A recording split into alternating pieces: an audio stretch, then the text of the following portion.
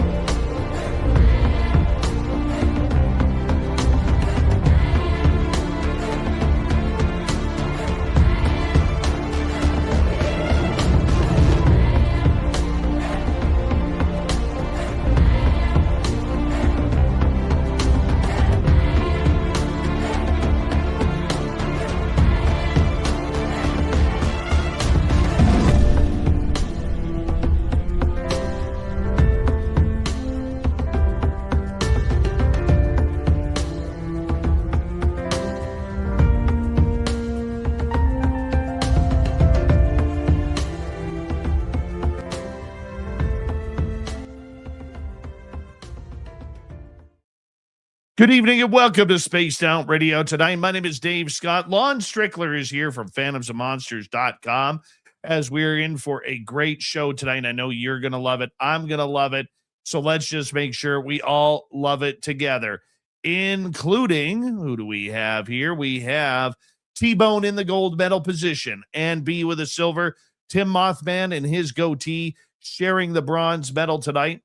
Kitty Cattywack, how are you? Race Fan, how you doing? Thunderhead and Mel WD-40 is here lubing us up for tonight's show because you can't talk monsters without being lubed up. So thank you, Mel. Don't forget to give yourself a little shot as well. Scrolling on down, we have Robert Lamoth, we have Frankie B and Amy Allo. How are you? As we continue on with our roll call, Shane Gord, how are you? Trucker Andrew, nice to see you. Michael Morris is here. Michael Morris will be signing autographs after the show. Line up to the left of the studio, if you don't mind. To the left of the studio. K17 Odd, how are you? Thanks for coming on in. Stephanie Kenny Blankenship. Little Cam on YouTube, nice to see you. After the workout, Lisa Smith, thank you for coming on in. Flubber Lane, nice to see you. As we scroll on down to J Truth, how you doing? Mama Catherine, there she is. Mwah, I love you, my dear. I hope you have a great night listening to Lon. I know you love listening to him, so tonight's going to be a good show, especially for you. Moving on, Walter Kochabinsky, how are you? Undead Jed. Paramarv is here. Paramarv will be signing autographs after the show as well. Line up to the right of the studio, if you don't mind, to the right of the studio. Hi there, Matthew Goodka. How are you? And Honest Content, nice to see you. Aussie Boss Tiger, thanks for coming on in as we continue on with our roll call. Up next, we have Edwin Guerra. How are you? And Pam Harris, thank you for joining us. Integrationing, how's it going? Nice to have you here. Stargazer. And la la la la, Bright. How are you? La la la la, Bright. Always a pleasure to see you. Blue Moon, thanks for coming on in. Nelson R., thank you for joining us. Benno, nice to see you, my friend. As we scroll on down, and who else do we have? I scrolled a little fast there. Oh, you never want to fast scroll. Never works very well. I think we're caught up. That was quick. That was quick. Come on, there's 70 people watching right now. Make sure you come into the YouTube and say hello, so that way we can say hello to you. I just burned right through that. Beelzebrad has a devil put aside for me. Well, you know how the rest goes. I went out to Flight 21 on Saturday. I did. I went out there. Yep. Secrets of the Forest Part Season 2 is in the editing booth right now. How excited are you guys for that? Charles Wempe, how are you? Good morning, Commonwealth Andrew. Thanks for coming on in. Let's get the radio side going. Hold on.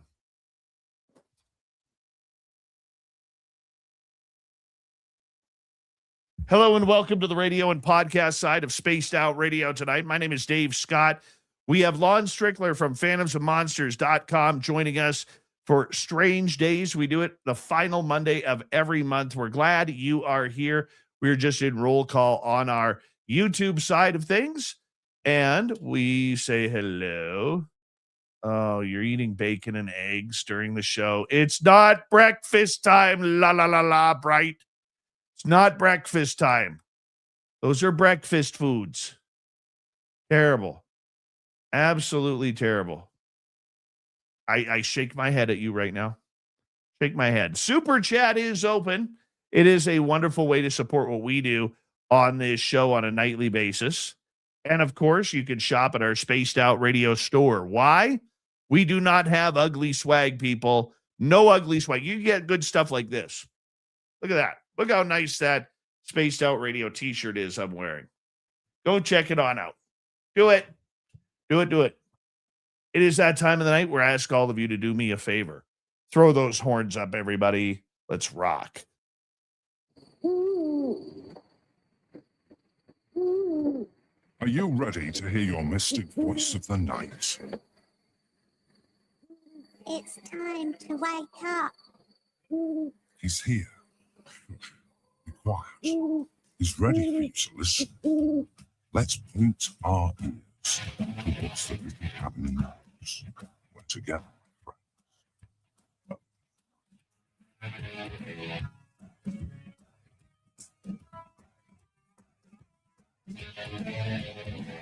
It's time for Spaced Out Radio with Dave Scott. From the mountains of central British Columbia to you listening around the world, this, my friends, is Spaced Out Radio. I am your host, Dave Scott, sitting in the captain's chair of SOR headquarters. We welcome you to tonight's show on our terrestrial affiliates around North America, digitally on every major podcast network. Our website, spacedoutradio.com. We have a plethora of features for you. Rock out to Bumblefoot, read the news wire, check out our swag as well.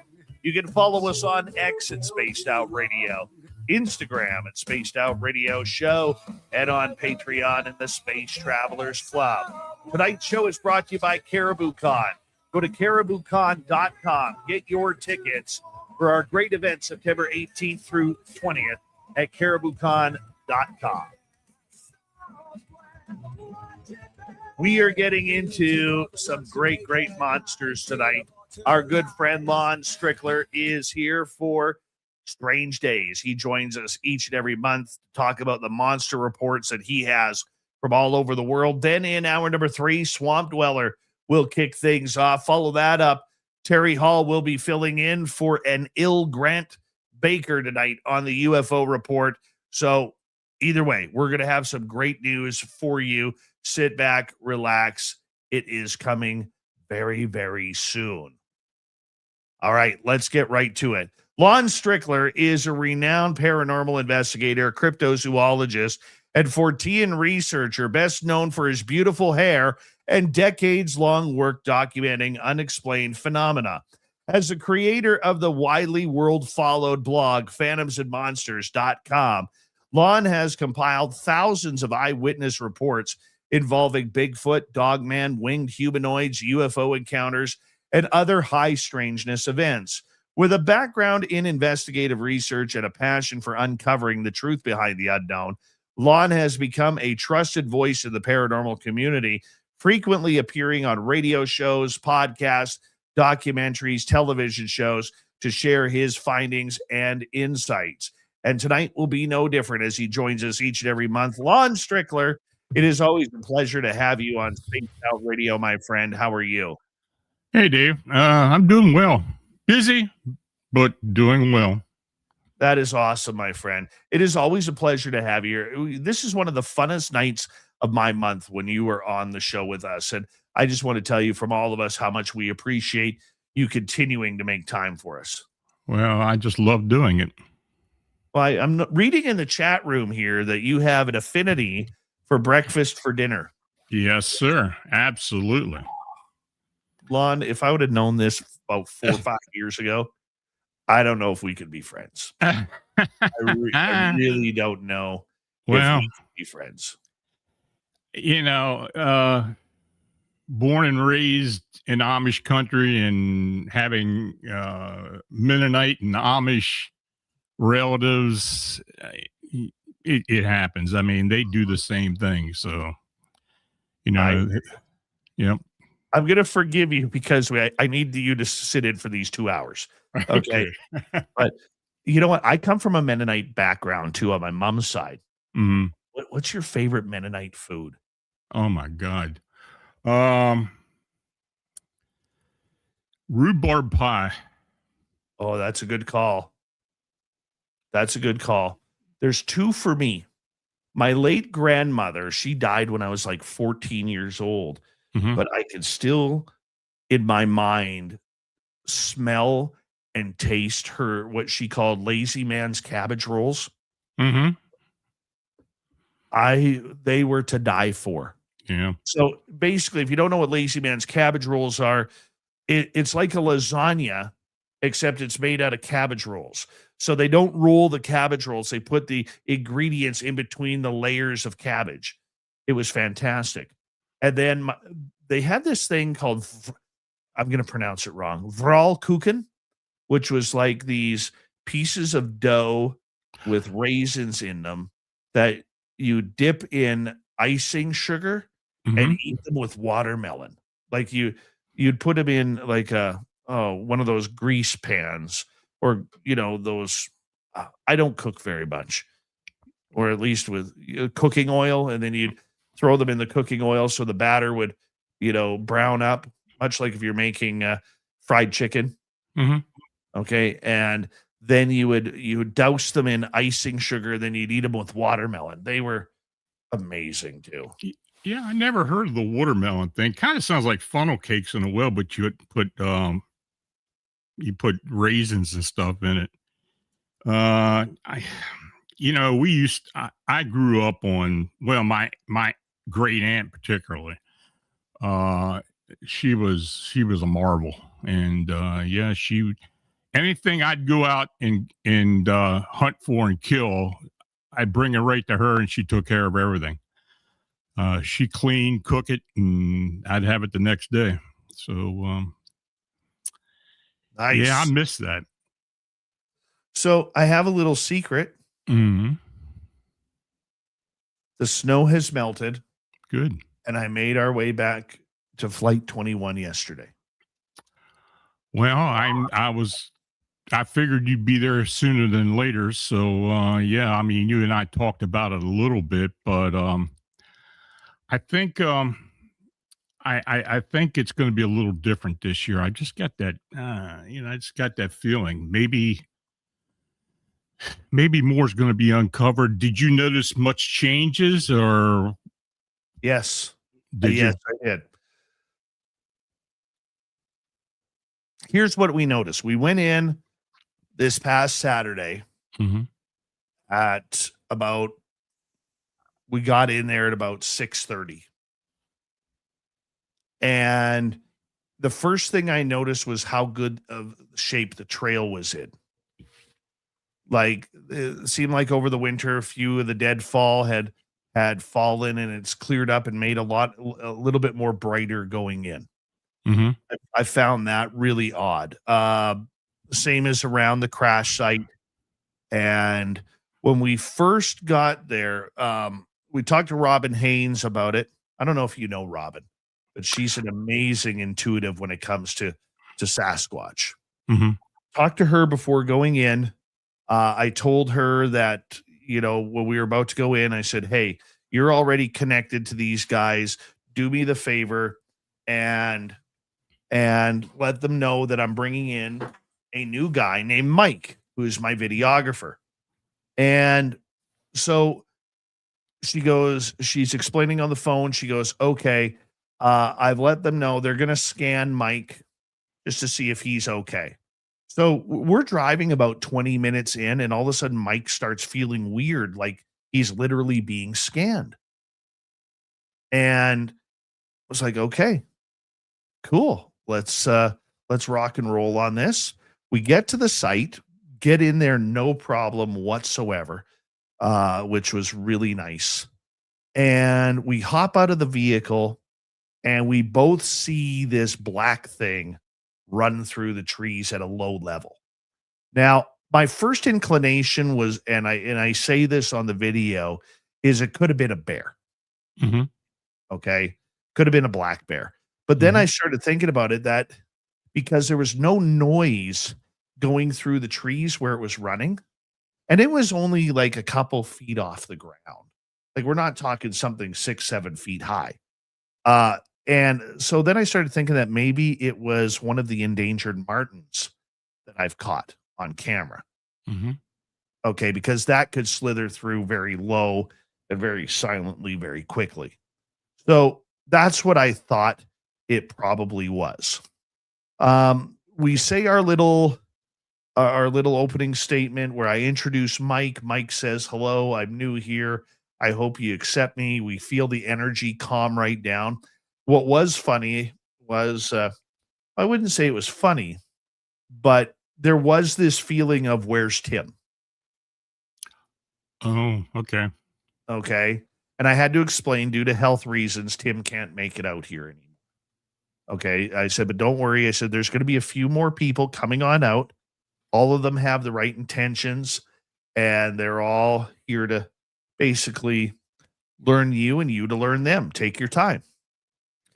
So immediately we start going in and I'm showing Mike where the gifting site is. Everything is there except the quarter has moved about 4 or 5 inches. And okay, that could be snowpack melting, whatever it may be. But the Canadian loonie coin is gone. Mm. Don't know where it is. Now, this was the coin, Lon, that I told you about that just vanished last year or 2 years ago when we traded the staff for the coin, and then the coin just reappeared out of nowhere in the middle of a walking trail that we go down all the time. Yeah, I remember. Well, that coin is now gone again. It'll be back. Oh, I know. You know, it's funny you say that because I actually said that. I said that coin's coming back. Mm-hmm. I don't know when, but it's coming back. What do you think about that? What's your I mean, there's something moving it. I mean, I don't know if it's corporeal or something else, spiritual or some other type of energy. But I think I had a feeling that it wasn't anything corporeal before. Right. So, I think there's a lot of non-terrestrial energy there. I mean, every time I go in there and start doing an RV or doing some type of energy work there, I sense it. Like there's something watching from above all the time, and I think a lot of that is still going to happen, and it's going to remain there. Well, you know what? I still think that, it's the Sasquatch playing tricks. But the one other thing that Robin was saying was that she felt energetically that there was a lot of little people around there scrounging around. May very well be. I picked up on a lot of stuff that I just couldn't identify last year, and I don't know exactly what it was.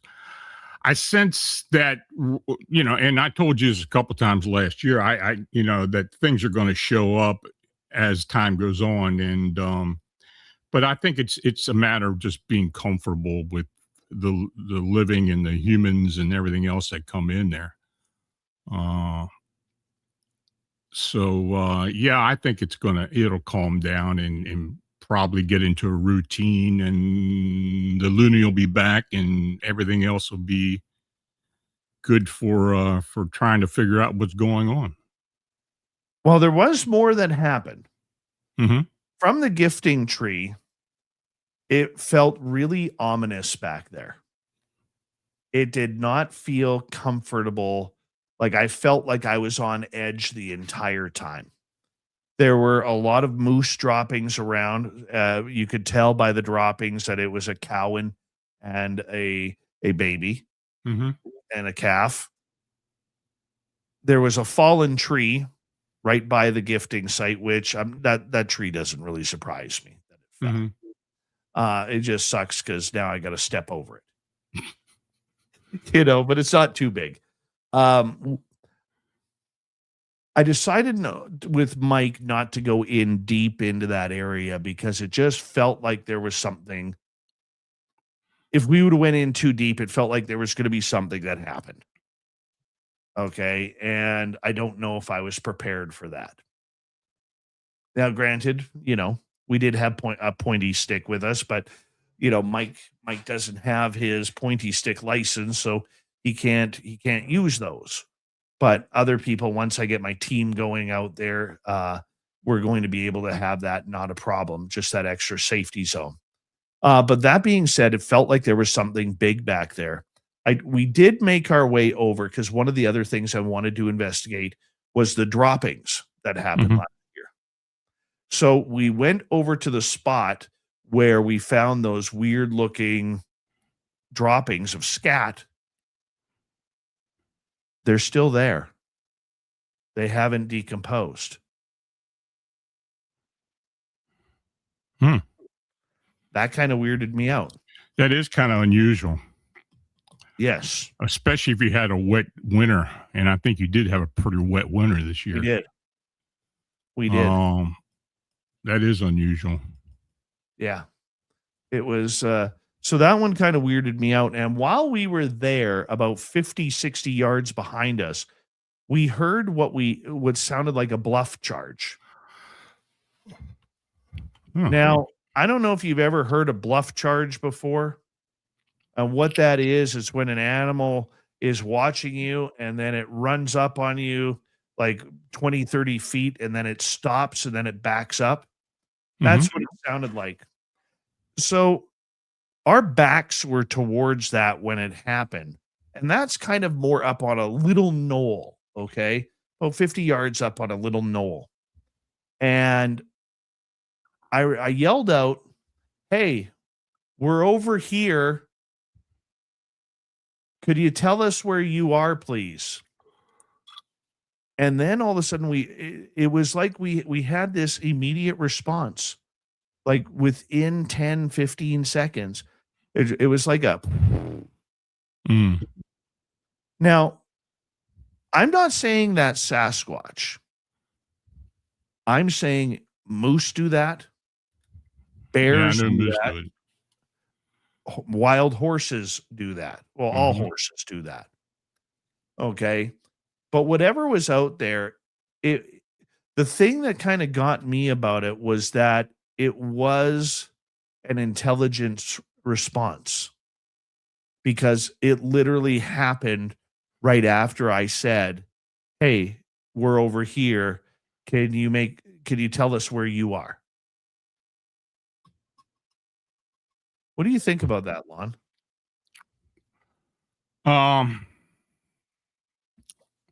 The other day after I had talked to you or chatted with you, the one thing that I did pick up on is that I think there are going to be more layers showing up this year. Now, when I say that, I'm not necessarily saying portals or gateways or such, but I think there are going to be other overlaps of energy, overlaps of possible alternate realities that you just can't get into. But I think when you said intelligence, I think it may very well be something that's going to be there as well that wasn't picked up on last year. It's going to be different. I just sense that right away. And I have been thinking about that. So we'll see. I mean, all I can do is just, try to run another RV, see what I get and report it and see what kind of results you get from it. But Yeah, I think there's going to be more this year. I think you're going to be picking up on much more. It was definitely intimidating. Mm-hmm. I plan on going out on Sunday. I'm going to spend a little bit more time in the daytime there right now for them to get used to the new team. Okay. And I think that, once we get going, I'm probably going to be adding a couple more to that investigation here pretty quick. And we will be able to, spread out a little bit more to make things happen. So once that happens, then I think we will be a little bit more able to cover more areas and see where it goes. But there was an uncomfortability there. I don't know whether it was just my nerves from being there, getting back up there. The responsibility for safety was on me and not so much, between like with Tim and I, we both were armed and Tim had a very calming presence to him. You know what I'm saying? Mm-hmm. So I don't know whether that was going on, but I will say that it was different. It wasn't different enough to scare me off, but we did just sit down.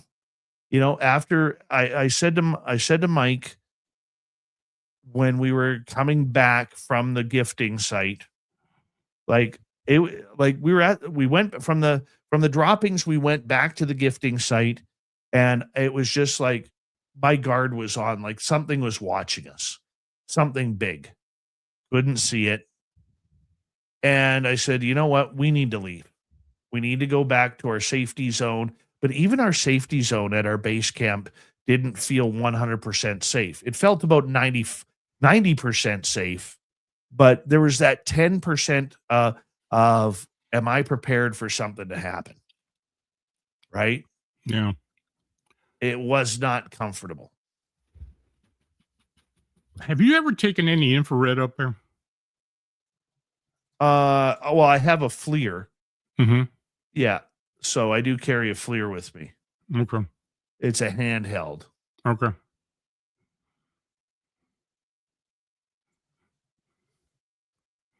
Yeah,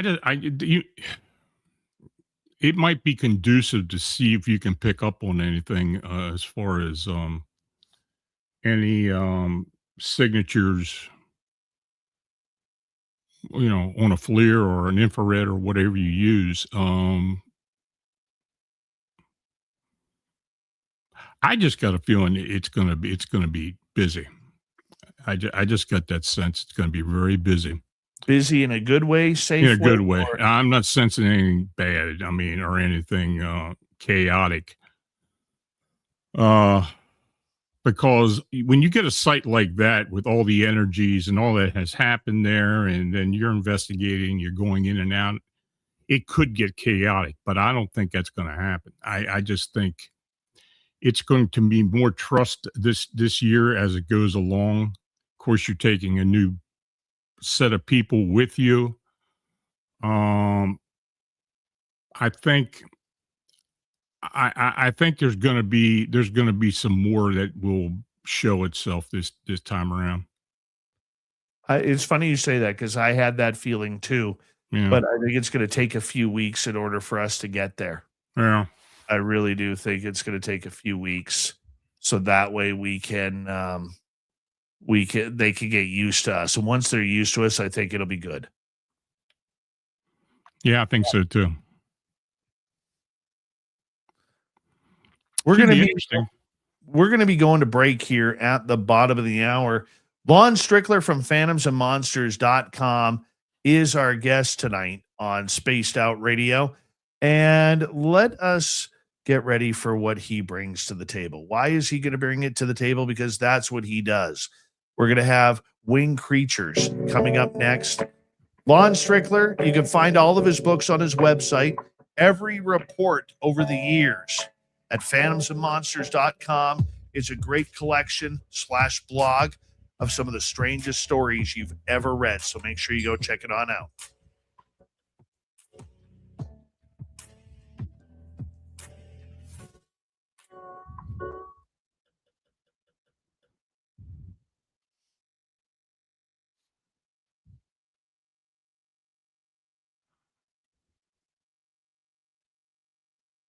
All right, Lon, we're clear.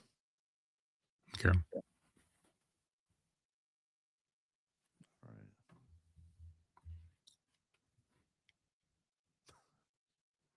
Oh man. All right. If there's anything particular you want me to look at up there, let me know. I always want you looking. You're like a second set of eyes for me. Yeah. Well, I mean, anything specific. I mean, if there's something that you sense is going on or anything like that that you want me to look deeper into, just let me know.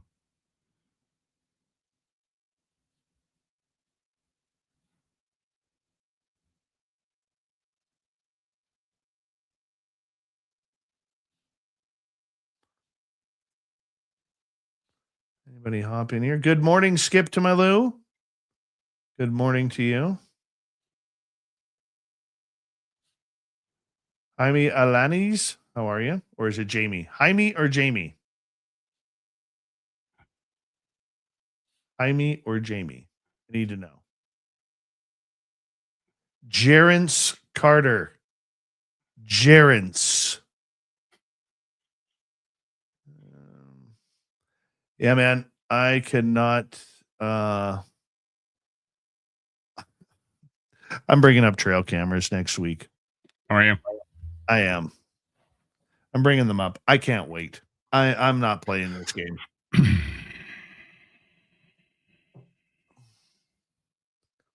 Felipe, how are you, my friend?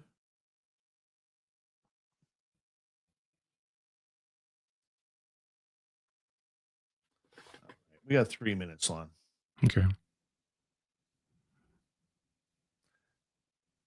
Just driving out there, there were so many deer and so many grouse on the road. It was like, this is crazy. Didn't see any bears. But that snorting that we heard, I actually forgot to tell you, we heard it a third time. Mm-hmm. And it was way over to the left of us. And then Mike heard what he felt was something like, it sounded like something was peeing. I couldn't hear it. So who knows? Who knows?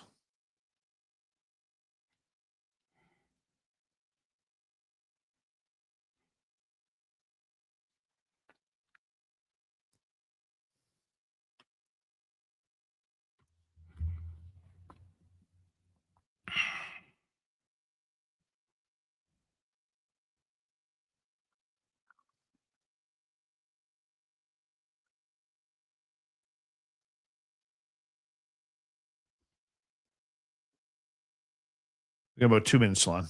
Mm-hmm.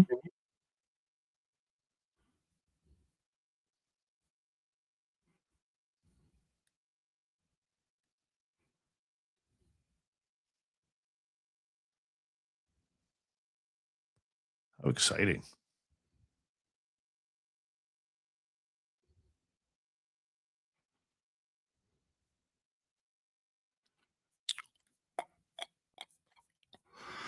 You had a good weekend, though?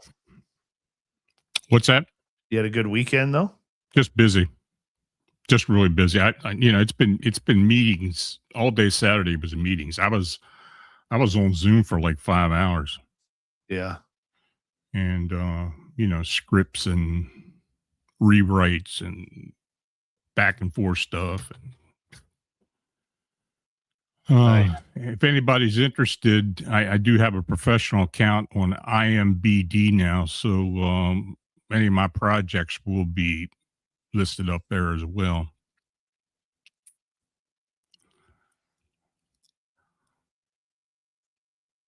Because we're going to have a lot going on in the next couple of years.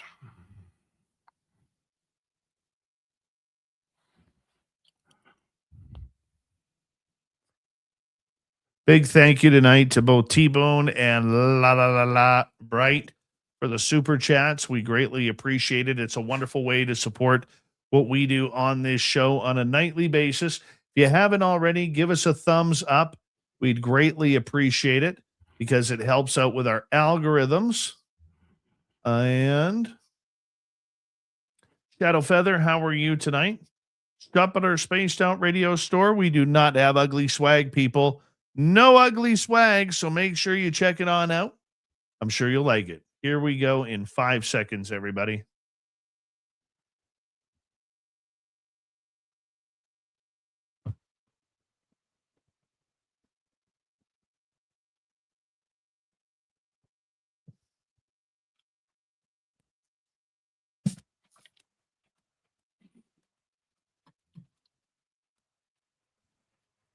We are into the second half hour of Spaced Out Radio. My name is Dave Scott. Thank you very much for tuning us on in wherever you are on this beautiful planet we call Earth. Want to remind all of you that if you've missed portions of this show or others, our archives are always free on YouTube or any major podcast network. Our website, spacedoutradio.com. We have a plethora of features for you. Rock out to Bumblefoot, read the news wire, check out our swag as well. Follow us on X at Spaced Out Radio, Instagram at Spaced Out Radio Show, and on Patreon in the Space Travelers Club. From phantomsofmonsters.com, we have Lon Strickler here. He joins us every month for a little ditty that we call Strange Days. And we are going to get into some Mothman-type creatures here coming on up. Lon, how you doing? Doing fine. Tell everybody where they can find your books. You just go to Amazon, put my name in there, and they'll come right up. I also got links on phantomsofmonsters.com as well. Beautiful. Absolutely beautiful. All right. Before we get into the Mothman type stories, tell people who might be listening for the first time what these winged humanoids are. I wish we knew what they were, but basically they're, people want to call them Mothman, they call them gargoyles or whatever you want to call them. We have been looking into the phenomena in and around the Chicagoland area now for almost, 13, 14 years.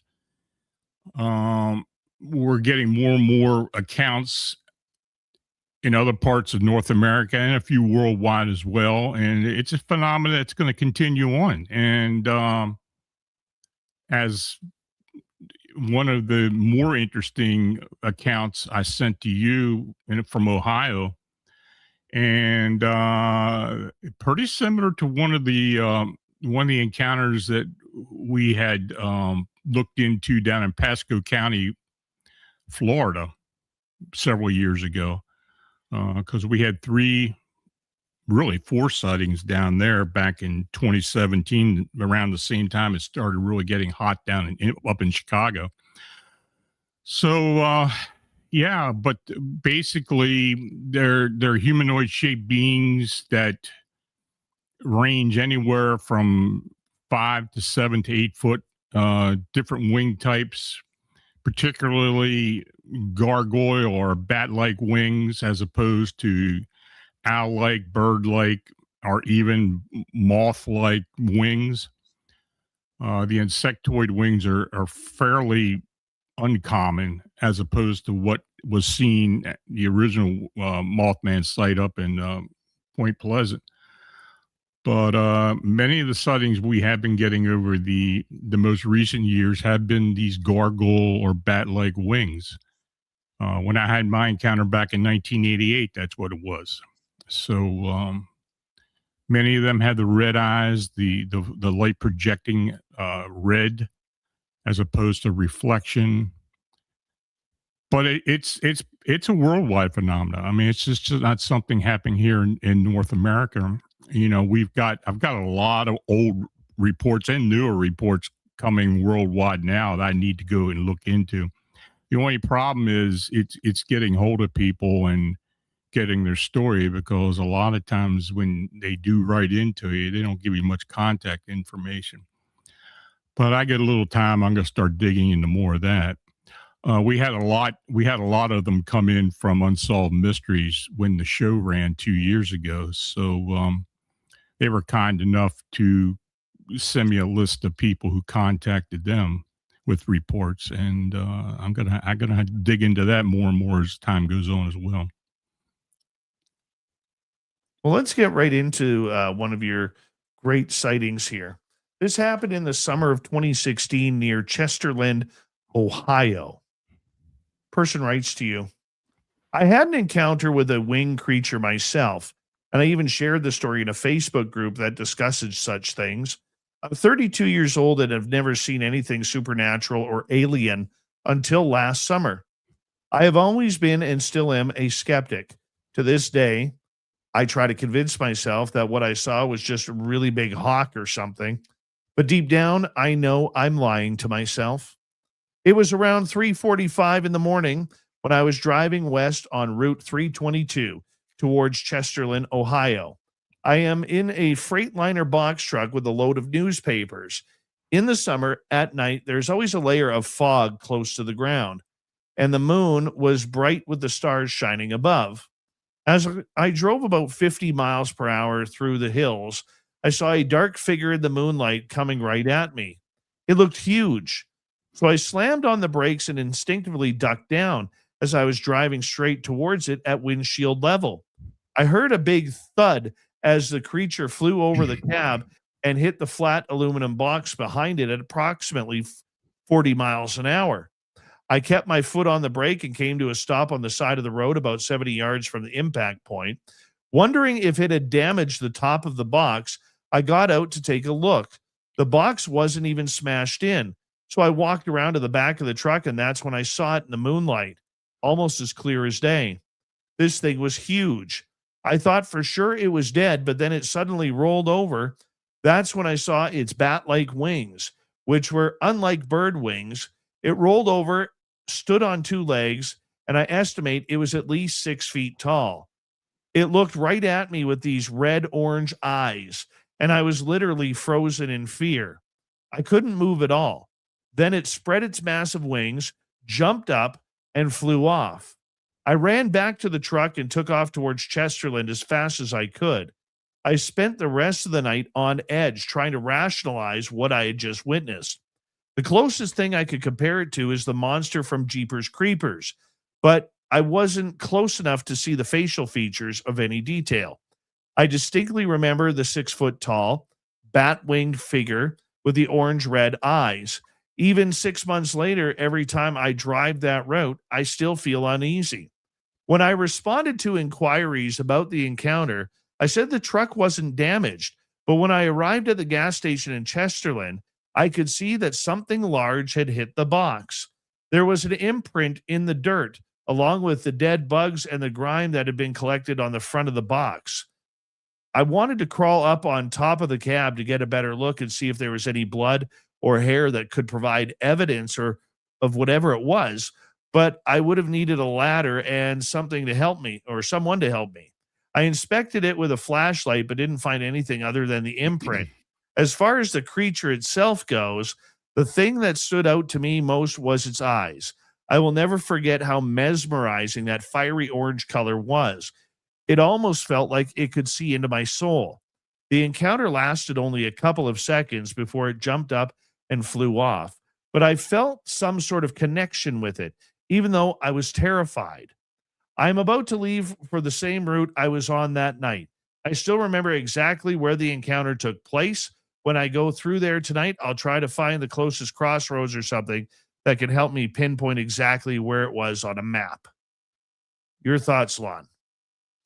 Well, I'm pretty sure he saw something.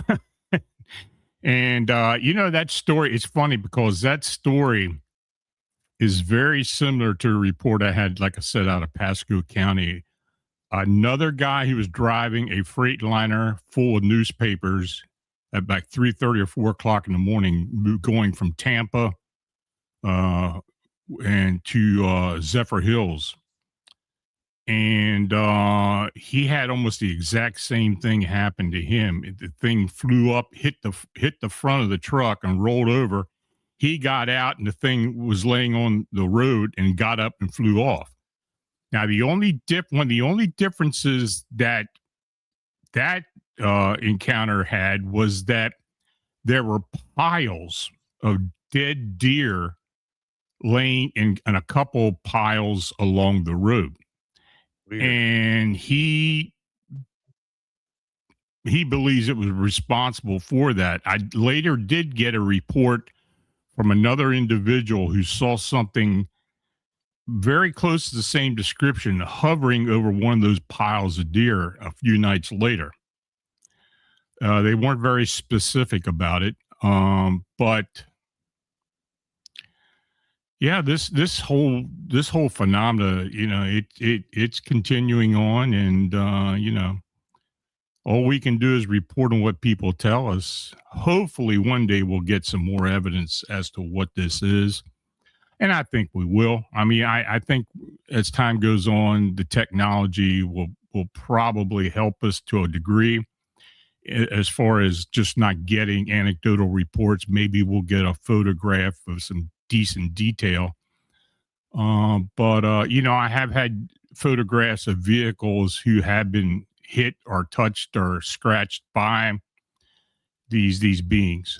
So, it's, I do believe that it's really going on, and I do believe that people are seeing it. Now, there was a question in the chat of if I thought the Mothman was a harbinger, and honestly, I don't buy into any of that.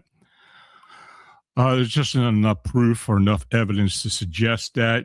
Many times when people say they saw the Mothman or saw a winged humanoid near an area or before a disaster, like people reported after the Silver Bridge collapse that they saw this thing hovering above the bridge as a warning.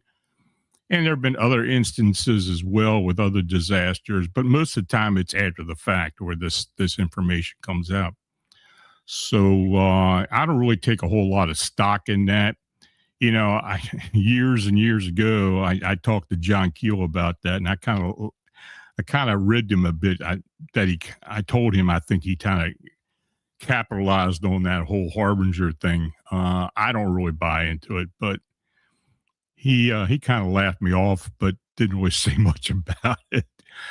But of course, he came up the whole ultra-terrestrial theory. In fact, I think that word ultra-terrestrial really came from him, to where these things may live on our planet at certain times, may actually even originate from here, but they do move in and out from other either dimensions or realities. And but as far as the harbinger, I don't really believe that.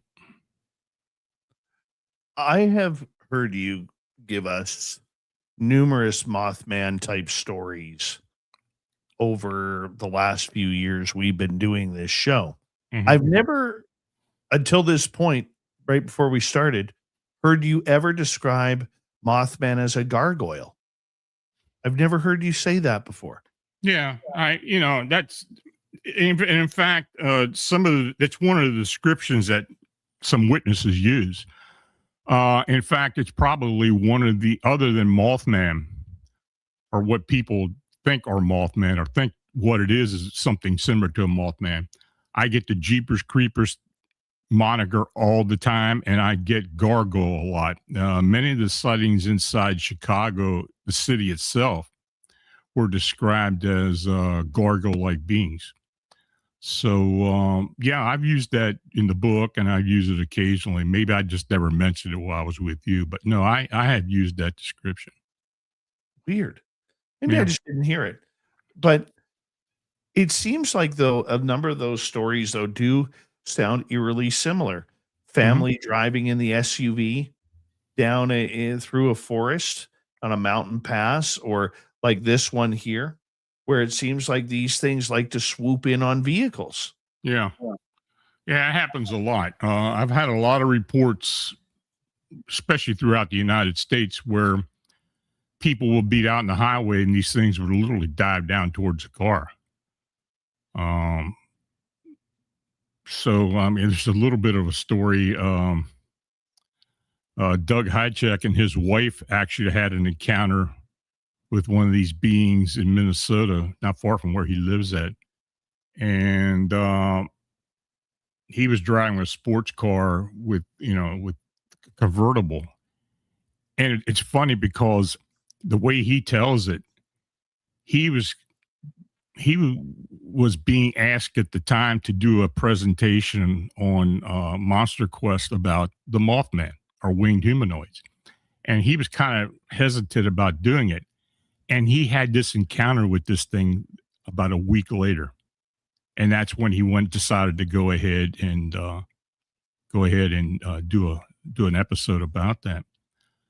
He doesn't talk about it a whole lot. He told me about it, but I've got the actual encounter written down somewhere in the blog. But there've been a lot of people who have had those encounters on the road. We had two of them locally where the witnesses were in the car as well. So it does happen occasionally. Why do you think these things are buzzing vehicles? I don't know. Is it the headlights? It's usually at night, so maybe it is something to do with the headlights. Other than the two Freightliners, we haven't had anybody hit. Well, correct me. I correct myself. There was an encounter west of Chicago where an individual had 3 encounters with the same being within a 20-mile radius within a year. And it did some damage to his truck at one point. He did shoot at it with a .40 caliber. And he said he unloaded the clip into it. It didn't do a thing to it. Really? Yeah. So I don't know. I mean, but it doesn't seem that they really have any ill intention, maybe just to get to be noticed. Many times these sightings in the Chicagoland area have been almost recognized as they wanted to be seen, and that certain people in particular were able to see it as opposed to other people in the crowd or other people around them. We did have a sighting during the lunar eclipse back in 2017, not the lunar eclipse, the solar eclipse. And there were tens of thousands of people down along the lakefront for that episode during the day of the eclipse. And this thing showed up and it was seen flying above the water. But out of all those people, we only had 2 people report it. Now, there could have been others who just didn't report it. But the one guy in particular said that he inquired other people who were standing with him, and they didn't see it. So I think it does have some type of ability to show itself to particular people. Now, maybe it's some type of gift or ability that the human witnesses have that they can pick up on it, which can actually happen. It's happened with other phenomena as well. But I think there's something different. I think there's something within the creature itself that gives them the ability to do that, let alone that we believe that they move within dimensions or as ultra-terrestrials between other dimensions. And we've had many witnesses state that they've seen these things literally manifest like it's coming through an invisible doorway and vice versa. It would just go through an invisible doorway. So, yeah, I think I classify them as ultra-terrestrial and like a lot of other cryptid beings. But I think I personally believe they do have an ability to show themselves to particular people. We've had that happen out at Flight 21. Yeah. Where we had in 2023, the UFO landing and the aliens going through the trees. Yeah. I saw the UFO. Nobody of the other 6 with me saw the UFO, but they saw aliens walking through the trees. I did not. That's one part of the phenomena that I just do not understand. how that even happens. Like the UFO, what we saw was 20 yards away. Mm-hmm. 20 yards. Mm-hmm. Sitting there right in the trees. Like, how could they not see it? You know, it comes up in various reports. You know, Butch had a report early on in our cryptid canine investigation where a guy was out walking his dogs in state gangland, and this upright canine literally manifested like it came through an invisible doorway right in front of his dogs. The dogs went crazy, and you know, it startled him because it was very close. But it didn't seem to be affected by the dogs barking and everything else. It was just like it popped up, walked away, and that was it. And we do hear that with some other cryptid canine cases. We hear it with, of course, the winged humanoids, and occasionally we will get a possible Bigfoot or Sasquatch report that has those aspects to it as well. Do you think that people are blocked from seeing things that might scare them or physically, emotionally hurt them? I think some people are conditioned to not pick up on certain phenomena for various reasons. Maybe their mind tells them not to believe what they think they're seeing or whatever. But I think the human mind does some crazy things, and I think that may be one of them. It's very weird.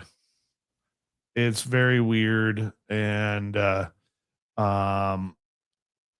I don't understand it. That is something about the phenomena that I just do not understand. I wish I did. Yeah. You know, because I would have loved to have seen them aliens running around, but I've often wondered, like in my situation, if I wasn't allowed to see them because they're afraid of how I may react. Well, that's very possible. And you know, many times we'll get a Bigfoot report, and I've talked about this before, where it'll be at some distance, but the being, the creature will see the human, and the human will be looking at them, and they realize, surprisingly, like they're shocked that somebody or something can see them. Like they're expected to not be seen or to be cloaked somehow. So that does happen. So I think I think they do have certain abilities to cloak themselves to some degree, and may very well be surprised when people react to their presence. We've got about a minute 40 to go before we have to go to break at the top of the hour. Lon Strickler from phantomsofmonsters.com is our guest tonight. Now, in regards to these winged humanoids that people are seeing, are they all pretty much the same description?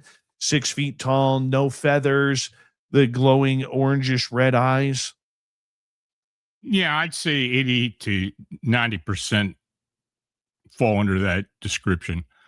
You know, the Chicago sightings were interesting because early on we had insectoid or Mothman like wings or descriptions, and it kind of moved on to Owlman, where this thing had feathers, but there were very few of those. But since that, I'd say the vast majority and a high majority have been the gargoyle or membrane type wings. And you mentioned earlier that you don't think that they're violent or malevolent towards people. I don't think they intend to be malevolent or fearful. I think they do want to be seen to a point. They're very quick sightings, very fleeting sightings. I think they want to be seen and get out of there before a picture is taken or before they're recognized or even harmed by maybe a weapon or something. That's one aspect of this whole phenomena where it just that it is pretty universal, that they're very quick. They're seen, and within seconds they're gone and you can't see them anymore. And I think, I think there maybe there is an agenda that we just don't understand yet. But I think they do want to be seen. I do want to be recognized, but self-preservation keeps them from sticking around too long. More stories from phantomsandmonsters.com and Lon Strickler in hour 2 of Strange Days next. This is Spaced Out Radio with host Dave Scott.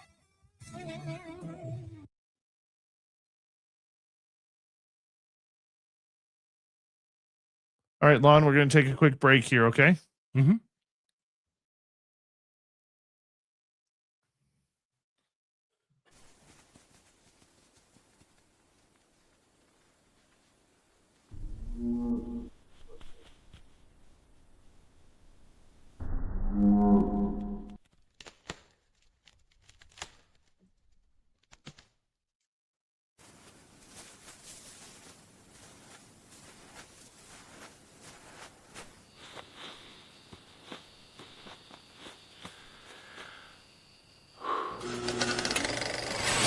Our merch is Bigfoot approved.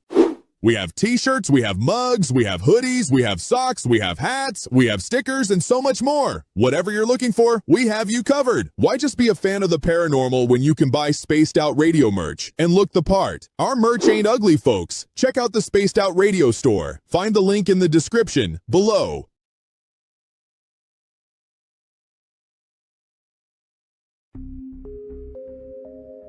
Lurking within the forested region of the 108-mile ranch, where the worlds of the normal and paranormal collide. CaribouCon is waiting for you, bringing together a panel of renowned experts in the paranormal, cryptid research, and UFO phenomena fields. Get ready for a spine-tingling weekend in the heart of British Columbia. Enjoy fascinating discussions, presentations, tours of local haunted areas, and skywatching. Learn from investigators, authors, and enthusiasts who explore everything from ghost hunting techniques to sightings of Sasquatch and beyond. Whether you're a seasoned paranormal researcher or just love a good spooky story, this is your chance to connect with fellow enthusiasts in one of BC's most mysterious areas. Tickets are on sale now. Grab yours before they're gone. Visit cariboucon.com for details, tickets, and updates. Are you ready to dive into the weird and wonderful world of cryptids, cartoons, and chaos? Meet Dirty Filth, Spaced Out Radio's resident cartoonist and master of the mysterious. Every Saturday at 2 p.m. Pacific, join him live on the Spaced Out Radio YouTube channel for Cryptid Cartoons with Dirty Filth, a hilarious hour where he sketches bizarre beasts, shares mind-bending stories, and battles his mischievous cats. Whether you're a UFO enthusiast, paranormal fan, or just love quirky art, Dirty Filth filters the universe through his unique lens, creating cartoons that capture the strange, dark, and supernatural. Follow Dirty Filth on X at Filth1 or Facebook at Dear Filth for more filthy fun. Find his link in the description below.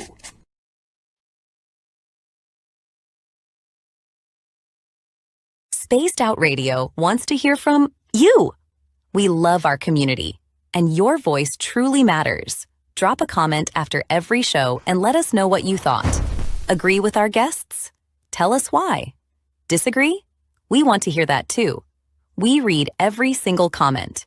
Jump into the live chat during the broadcast and be part of the conversation in real time. Got a killer topic idea? Your suggestions help shape the show. And if you want to take it even further, join our Patreon for bonus content and direct feedback opportunities with Dave and the team. This is your show as much as it is ours. Whether you're a longtime listener or brand new, we want your thoughts, your questions, and your ideas. And let's keep building this incredible community together. Spaced Out Radio, where the conversation never ends. What are you waiting for? We're listening.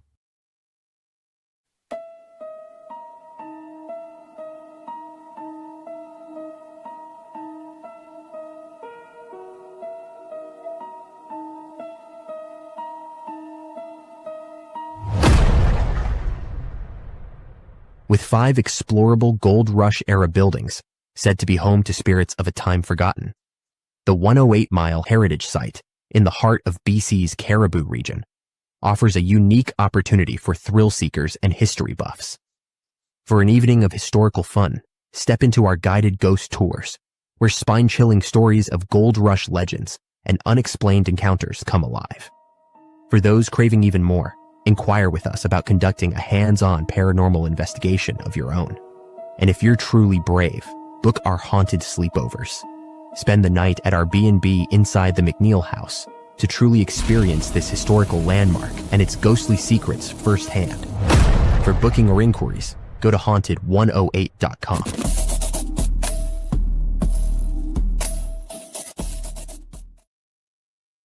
All right, we got Lon here. We got about 45 seconds. I want to say thank you tonight to Blue Skies, Lala, and T-Bone for the super chats. And thank you, T-Bone, for gifting a membership tonight. We greatly appreciate your love and support of SOR, my friend.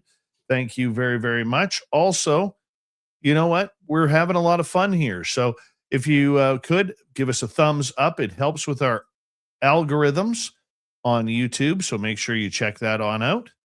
And shop at our Spaced Out Radio store. There's no ugly swag, people. The commercial proved it. The commercial proved it. So you don't have to worry about that. We're coming back right now.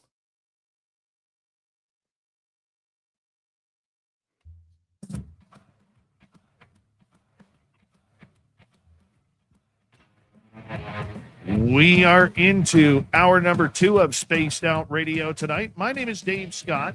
We appreciate you tuning us on in wherever you are on this beautiful planet we call Earth. Hello to everyone listening in on our terrestrial affiliates around North America, digitally on every major podcast network. Our website, spacedoutradio.com. We have a plethora of features for you. Rock out to Bumblefoot, read the Newswire, check out our swag as well. You could follow us on X at Spaced Out Radio, Instagram at Spaced Out Radio Show, and on Patreon in the Space Travelers Club. The Desert Clam has set the password for tonight in the SOR Space Travelers Club, Gentacular. Gentacular is our password. Use it wisely, Space Travelers, as the Clam sets the password each and every night right here on Spaced Out Radio. Let's bring him on in. Lon Strickler, the creator, the main researcher for phantomsandmonsters.com. Lon, thank you so much for being here. I'm happy to be here, Dave, and I love the ads. Thank you. Thank you. Let's get to another one of your stories. I'm a rancher in Oklahoma, and feral hogs are a constant problem out here. I live north of the Red River on the Oklahoma side, not far from West Cache Creek. One night, a friend called and asked if I wanted to go pig hunting with him on a field belonging to one of his friends. The pigs have been tearing up the place badly. Around here, hunting hogs and coyotes with thermal scopes is legal, and since feral pigs are mostly active at night, that's when we went out. We rode in by the river, then got off and walked maybe 150 yards before setting up behind a fallen log. We sat there quietly and waited. It was one of those beautiful, calm nights where the moonlight also gave you good visibility, even without the thermal scope. After about an hour, we heard a scream. It was loud, sharp, and unnatural enough to make us both look at each other immediately. My first thought was cougar, but I couldn't tell exactly where the sound came from. Then, off to our right, I heard a pig squeal. I figured some large predator had gotten a hold of it, maybe a cat. I brought up my thermal scope and looked. The moment I saw it, I froze. Standing there was a creature that looked to be at least 8 to 10 feet tall. It was holding a hog in its hands. This was not some small pig either. I'd estimate it weighed between 200 and 250 pounds, and it was squealing, fighting, and thrashing as hard as it could. The sheer strength and size of whatever that was holding it were beyond anything I had ever seen. The creature had a long beard, a dog-like snout, and a hairy body. Through the thermal, everything showed up white, so I couldn't make out the actual color, but the form was clear enough. Then I watched it do something I will never forget. It literally ripped that hog in half with its bare hands, like it was tearing a sheet of paper. Then it threw the remains to the ground. A second later, it turned and started walking towards us. I nearly lost it right there. I was terrified. I froze completely. I couldn't pull the trigger. In my head, I kept telling myself to fire, but my body would not respond. It was like the signal from my brain never reached my hand. Then out of nowhere, a massive log threw over the top of us. It had to be around 30 feet long, maybe 2 to 3 feet thick. The thing came over us with enough force to make it clear that if it had hit us, we would have been finished. That snapped me out of it. I just jumped and ran. My buddy was right behind me. We made it to my ATV and I started it and pinned the throttle where we were probably doing about 60 miles per hour. The ATV will run 80, but I don't think we ever hit top speed on it yet. We came to the pasture gate and I never even considered stopping to open it. We crashed straight through. Then we hit a ditch and went airborne. I remember thinking we were about to flip over and flip end over end, and this was going to be bad. The next thing I knew, we were sitting still. We were not moving. We were not hurt. We were somehow next to my pickup and trailer. I still can't explain that. We loaded up in silence and drove to my friend's house without saying a word. When we got there, we went inside, and his wife took one look at us and asked what was wrong. She said we looked like we had seen a ghost. Then she asked where our guns were. That was when I realized we had left them behind by the stump where we had been sitting. I told her that whatever was out there could keep the guns.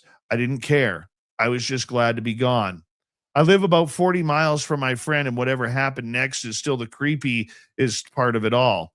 When I got home and parked the truck, I started walking towards my front door. Then I noticed something lying in the yard about 20 yards from my house. It was my rifle, the same rifle that I had left down by the river. That thing knew where I lived. I have no idea how. I have no explanation for how a rifle that had been left behind out there ended up in my yard 40 miles away. Nothing like that has happened since, but I don't go out after dark unless I absolutely have to.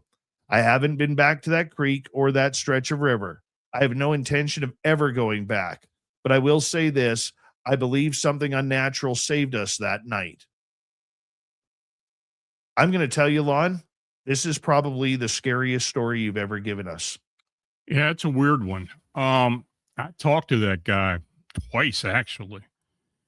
And he still has no idea how that rifle got there. Now, I don't know if he saw a canine, a Bigfoot, or whatever it was. The description he gave me, I think he was just so freaked out he just didn't know what it was, but it was huge. And the fact that it tore that boar right in half, I mean, come on. So I have had instances where people have run away from something that they saw, went a great distance, and when they got home or later on, they found something that they either had left or this thing left something that came from the area where they were. So it has so much depth to it as far as possible supernatural ability, interdimensional being that has some type of ability to move in and out. Was it a flesh and blood? Was it a corporeal entity? Maybe not. But there's a lot to that story. I can't figure it out. It is one of the weirdest accounts I've ever had. I forgot all about it. I mean, I was scrolling the other day, actually today, and I had written about it, and I said, well, I'm going to give that to Dave and let him talk about it. But yeah, it's a weird one. And Oklahoma, there have been a lot of cryptid canine sightings in Oklahoma in recent years. So there have been a lot of incidents where people believe there could have been a cryptid canine involved. That woman was attacked by Now they're saying it was a pack of dogs. I don't know what it was, but yeah, I don't know. But there have been some pretty strange sightings and encounters in Oklahoma. So I don't know what he ran into. I don't get it. I don't want to know. That scares the living daylights out of me. Yeah. And I just don't understand what that may be. I mean, just the idea that, this thing saw them. And I've heard Bigfoot stories like that before. Mm-hmm. Now, I'm not saying it wasn't a cryptid canine, but I've heard Bigfoot stories like that before where all of a sudden, they make a kill and then they turn and forcibly start walking towards where you are located. Mm-hmm. Right, while you're watching it. It's like they already know you're there before they make the interaction. Oh, yeah. Yeah, it's almost like the situation, they pick up on the person, they kind of imprint with the person, and then they're connected. And that's how they find them somehow. I don't understand it. That's what makes me believe that there may be some type of, I don't know. I don't want to really say spiritual, but maybe some type of supernatural, paranormal, or whatever connection to it and the witnesses at that point, and has stuck with them. Now, he hasn't had it, from what I understand, and I had talked to him maybe a year or so after that, the last time. He had nothing else happen to him, and he hasn't gotten back to me. So I don't know what's going on. But we do get accounts like that occasionally. Do you think it has to do with the fact that this creature was just playing with them? Because, I mean, the log being thrown over top of them, Lon, we've heard Sasquatch do that to people Right. before. Okay. And then when we look at the fact that they ran into a closed gate, which should have harmed them. Okay, that ATV should have went, if it didn't go through that gate, it would have thrown them over and over. They would have been battered and bruised. Oh, absolutely. Okay. Yeah. And to all of a sudden kind of wake up, like they were obviously knocked out by the impact. Yeah. And to wake up near their vehicle. It's almost like they were protected as well. Now, could have been something from the outside that was protecting them. Maybe that creature was protecting them. Maybe it just wanted to make a point and didn't want to see them get hurt, or did something to cause that. But there's so many layers to that story. I mean, those type of stories, they do have multiple layers to them. They have, things that just don't make a whole lot of sense. But since you've got two people that experienced it, I think that puts a lot of credibility to it. And the other guy wouldn't talk to me. He wouldn't talk to me at all. I mean, he acknowledged that he was there, but he wouldn't tell me what he experienced there. It would, he just didn't want to do it. That's happened before. Now, the one part of the story that makes me believe that it may have been a cryptid canine is that they do those type of things. They try to intimidate the witnesses. I've had several hunters in Pennsylvania who have felt intimidated by these beings, where they will they'll be up in a tree stand or something. This thing will park its butt right in front of them, looking up at them for a while, just to intimidate the person. Though I don't believe it has any ill intentions, but it does hold its ground. It does want the human not to do anything to them, especially since they're armed. So that part of it, that aspect of it, makes me think that maybe it could have been a cryptid canine, but who knows what the hell they saw. How does a gun go 40 miles? Yeah, exactly. Unless they carried it with them somehow and he just didn't realize it and dropped it on the way into the house and left it out in the yard. That's the only thing I can think of. That just doesn't seem like it's sensible. Well, considering a couple hours previous, it was in his hand 40 miles away. Yeah. So I don't know. Like I said, there's so many layers to that. I mean, I hope he does get back to me eventually. So we can kind of go. I'd actually like to go back over the whole thing and find out if he had even been back here at some point. Yeah, I don't know. When did this incident happen? Did it have a date on it? No. Okay. Let me check real quick here.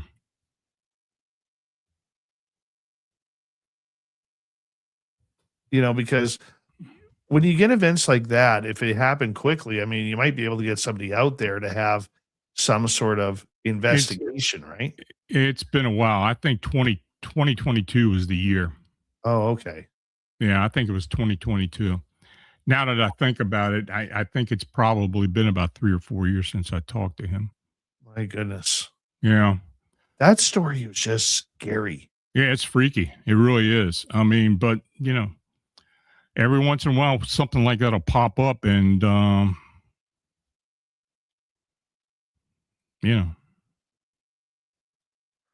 What do you make of it? Like, I know you try to remain unbiased and very journalistic with it, but I mean, when you hear a story like that, what do you make of it? I think he saw something. I think something did attack that boar, especially since 2 people saw it. Those 2 people experienced the same thing overall. I mean, as far as the actual incident, this thing coming towards them, they were freaked out. They got into the vehicle and got out of there. The fact that they hit the vehicle hit the gate and it probably threw them, or they hit their head on something and were knocked out or passed out from fear. And then when they came to, they were right by his truck. I mean, With no thing, With no injuries. With no injuries. Yeah, it's almost like it had a guardian angel or some type of force that was protecting them. But then again, maybe it was the creature itself. There's a lot of questions. There's a lot of questions on that one. Oh, man. Man, I just don't get that. Yeah. I really do not get that at all. Man. All right, let's move on to the next one here. Let me just grab it. That one just scares me. Honestly, it just scares me. I can't get that one out of my mind, Lon. Yeah, it's a good one. Holy cow. Yeah, honestly, if I hadn't talked to the witness and somebody told me that, somebody I didn't talk to told me that, I would have questions. But the way he reacted and the way he described it, and I think something really did happen. That's right out of a horror movie. Yeah, it is almost like a horror movie. Oh my goodness. All right, the next one comes from we'll get the Pennsylvania. Mm-hmm. Bucks County, Pennsylvania. Before I begin, I want to clarify that I have always considered myself a skeptic. I try to rationalize things that seem irrational. Most of the strange experiences I have personally encountered before I became an adult, but this particular incident remains vivid in my memory. I am not trying to embellish anything. I simply am looking for the truth, and I hope someone can explain what I saw. This happened in 1990 when I was 16 years old. I was a high school student, an athlete, and came from a typical middle-class family. We lived in a suburban neighborhood in Bucks County, Pennsylvania. I remember it was autumn. There were leaves all over the ground, and the crisp fall air had stayed with me all these years. I had just finished hanging out at a friend's house a short distance down the road from mine. It was about 7 p.m., right at dusk, when the street lights were starting to come on. The neighborhood was a medium-sized development built shortly after World War II, and everyone knew each other. Traffic was light because the road ended near the edge of the woods.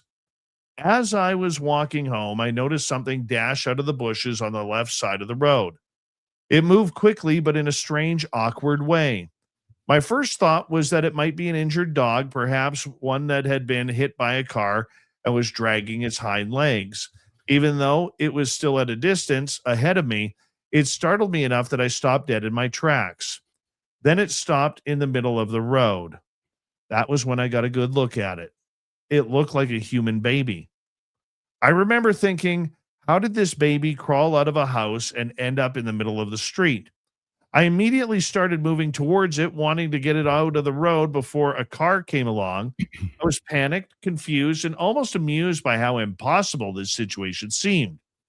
As I got closer, I began to realize that whatever I was approaching was not a normal baby. Then I froze. This creature snapped its head around, looking directly at me.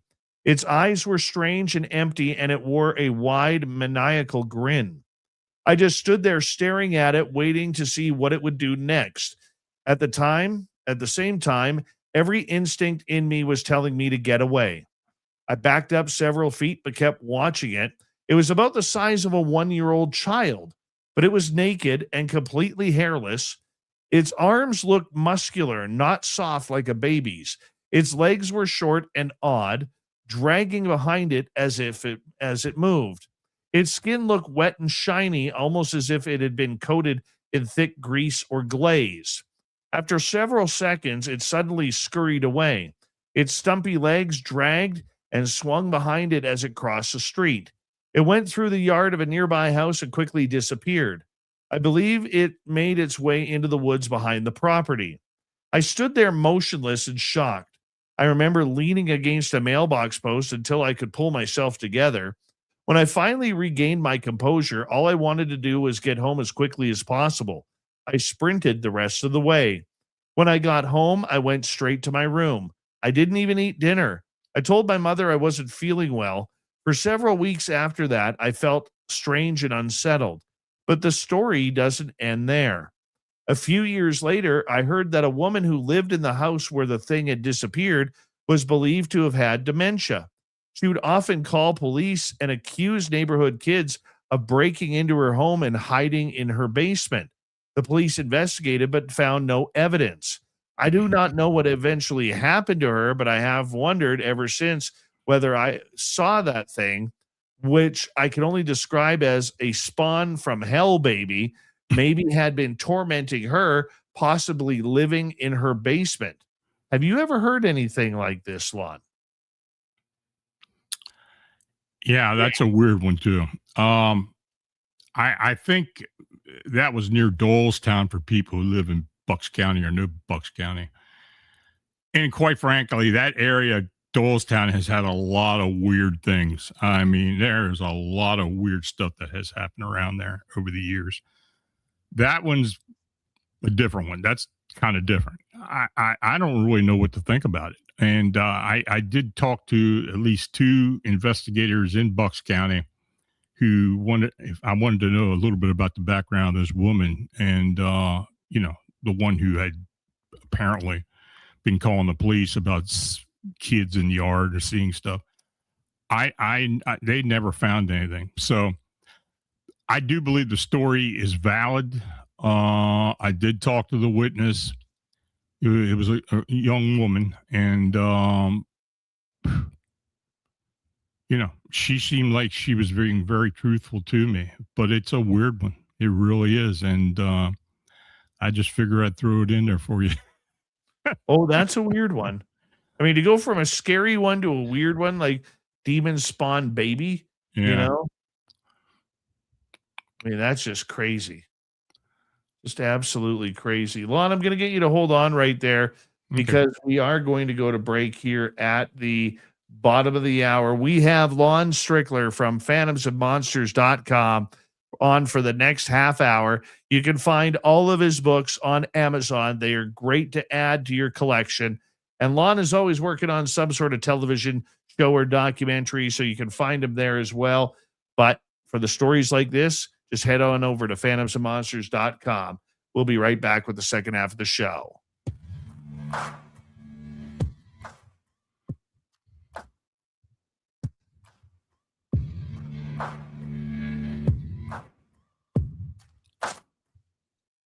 You're listening to Spaced Out Radio with your host, Dave Scott.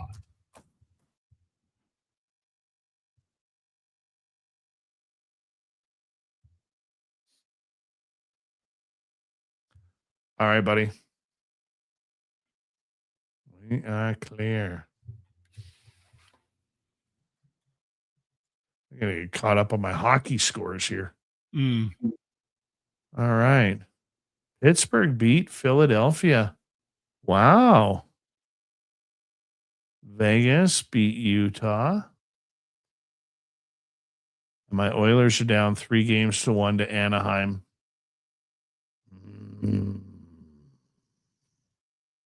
Dave's not happy about that.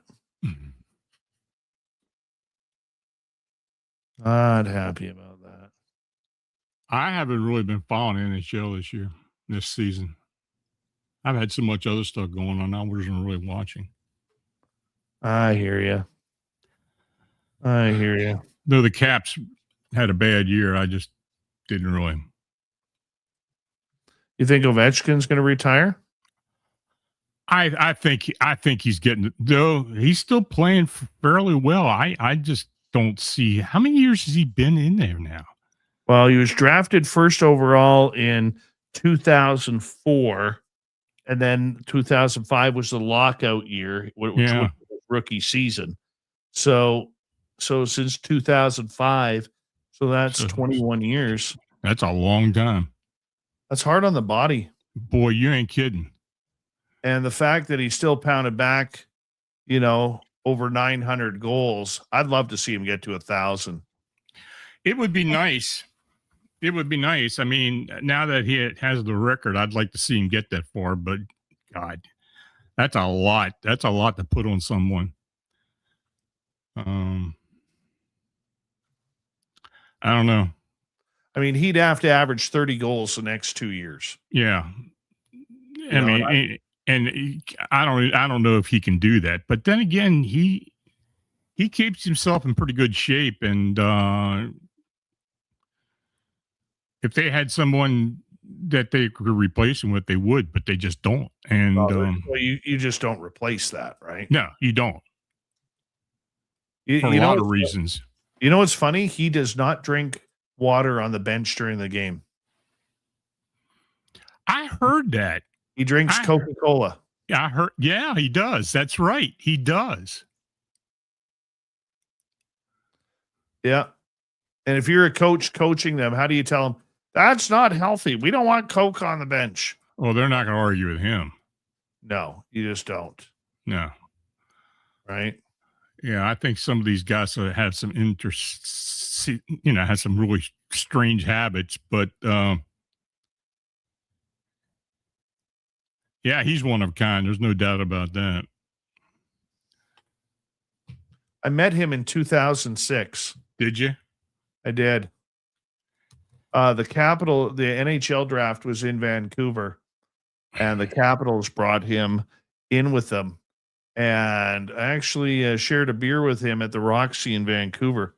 He looked like his jeans were ripped, his shirt was ripped. He looked like he had just gotten in some sort of brawl.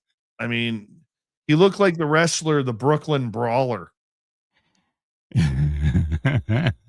But I will say this. The most impressive part of what I saw that draft weekend was he literally walked around the entire arena. There was like 16,000 people in the arena for the draft. Mm-hmm. It didn't matter whether they were on the floor or they were in the stands or in the upper decks. He walked around and took pictures with everybody. Everybody. Yeah, I hear he's fairly personable. I've never met him. I got out of the autograph, sports personality, and celebrity autographs business in early 2000s. So I wasn't involved with a lot of the players. I had been earlier. I used to. In fact, I used to get a lot of stuff from Lemieux. He sent me used sticks and stuff. I had a bunch of Lemieux sticks for years. I only met Mario once. Really? Yeah. We're coming back in 10 seconds. We could talk Okay. hockey all night. You know that. All right. Hold on, Lon. Here we go.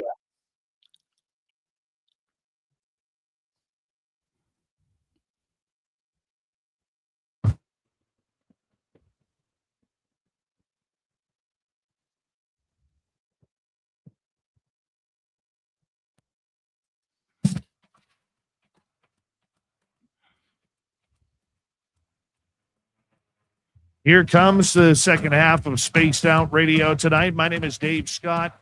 Thank you very much for joining us as we have Lon Strickler till the top of the hour from phantomsandmonsters.com. Now, Lon, that was a little bit of a creepy story you played for us, or you had me read, I should say, in the last half hour. And if you missed it, you can check out our free archives off of Spotify, iTunes, YouTube, or any major podcast network.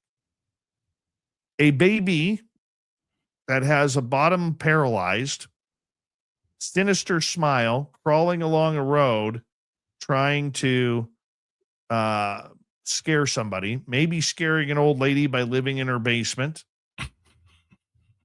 I mean, this is written right out of a horror movie. Oh, sure. And a lot of times you'll get one like that. You'll get a report like that. It does sound like it's from a script, but I when I do get an account like that, before I talk to the witness, I'm pretty wary of what they're going to say to me, and they're going to have to convince me before I even post it. Right. But she was pretty convincing. And I believe it did happen. And knowing it came from Bucks County, I mean, I've heard of so many weird things out of Bucks County over the years. Nothing really surprised me from there. What's with that area? I don't know. We get a lot of cryptid canine sightings in Doylestown. I've had at least 4 of them. We've had a lot of ghost sightings, though. It is an older area. It's got a lot of hauntings and such that come from there. The only one of a devil spawned baby I ever remember, but yeah, there've been a lot of weird ones.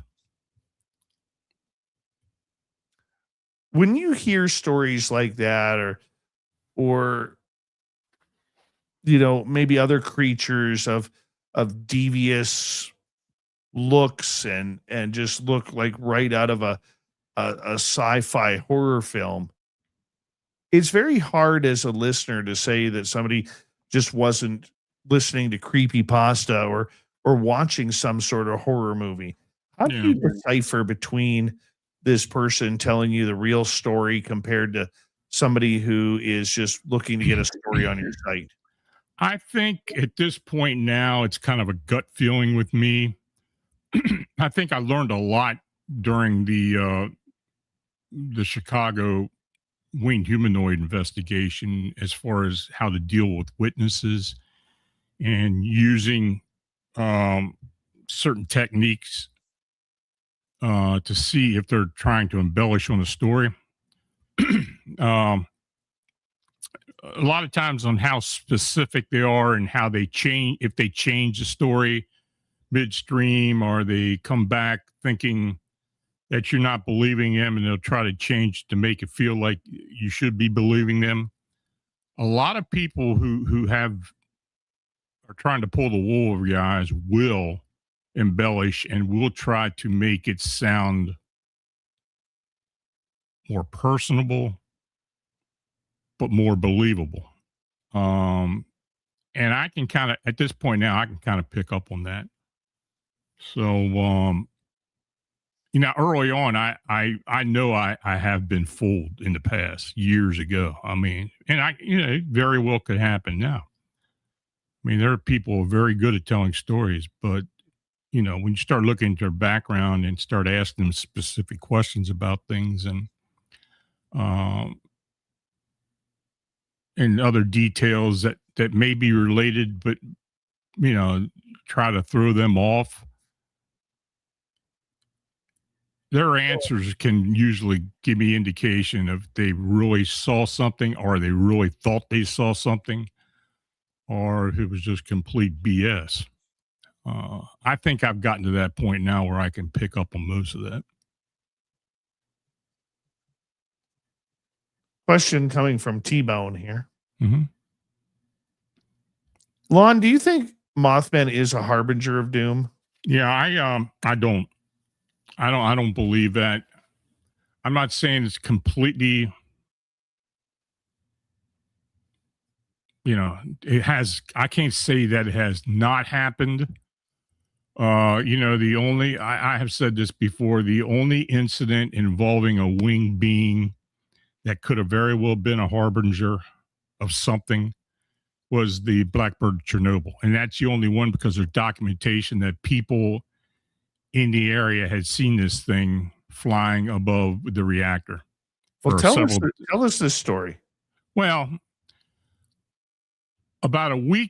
starting about a week before the reactor meltdown at Chernobyl, people had been noticing this huge black bird.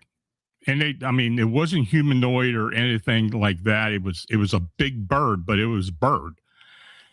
They couldn't really identify what it was. I think one person said that they thought it may have been an angel, but that was just one person out of many people who saw this thing. And it was documented. People at the plant knew about it. People in Pripyat, that the town where these people lived at for the most part, had seen it. And they didn't really think much about it until the reactor, had the accident. And then people came forward and started talking about it. I haven't really seen any other proof at any other disasters where people claim to have seen, including Point Pleasant, have seen something like that before the fact. It's always after the fact.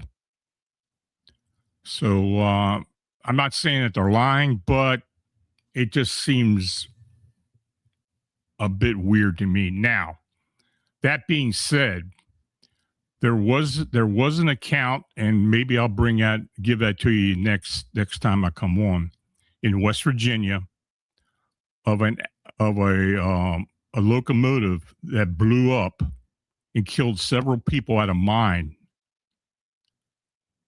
who had seen this winged being several days previous to that. That was told to me by one of the daughter of a witness. It happened, I don't know, I forget the years, but like the 20s. So what I'll do is I'll dig that up the next time I come on and let the audience and let you decide if you think it was a harbinger. But that and the Blackbird Chernobyl, the only two instances where I know of people seeing something winged previous to a disaster or an accident.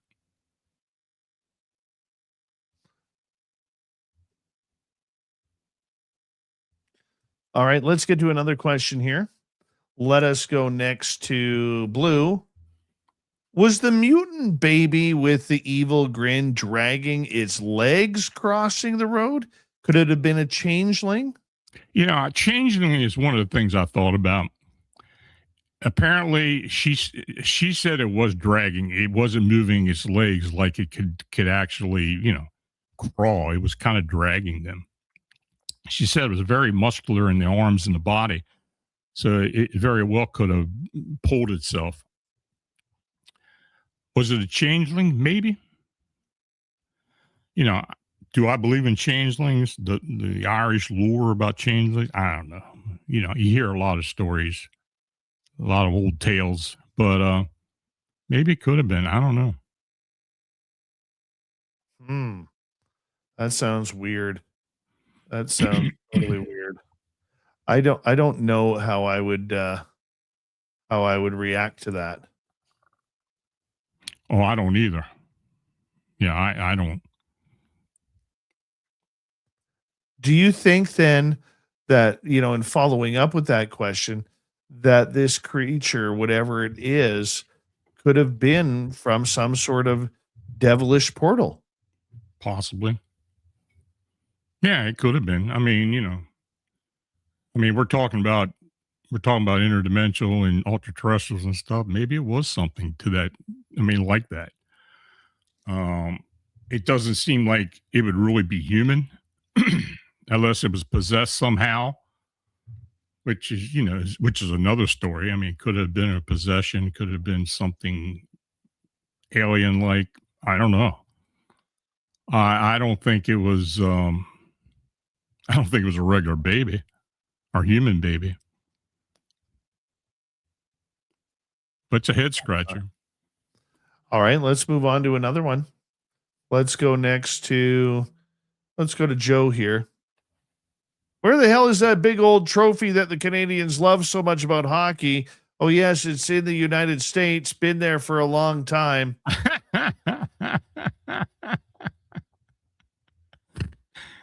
Oh, God. I need to pre-read these. Yeah, you really do. This is a complete shot at me right now. Yep. And my Edmonton Oilers. You've been hearing it ever since the Olympics. Well, Joe's the kind of guy, when he asks a question like that, you can only wish for one thing at night, is that when he goes to crawl into bed, preparing for his alien contact, that he stubs his toe. Oh. You either want him to stub his toe or bang his pinky toe into, the floorboards or the corner of his bedpost or whatever. That's what he deserves for that comment right there. Ouch. In the Sasquatch and the Dogman cryptid reports, do the witnesses give a wide variation in the eye color and the pupil shape? Well, if they're close enough to see it and recognize it, sometimes they do. There have been instances where people would say that a Sasquatch, the eye shape was wide-eyed and even showing certain colors. There are some variations, but it's mostly either a reddish shade.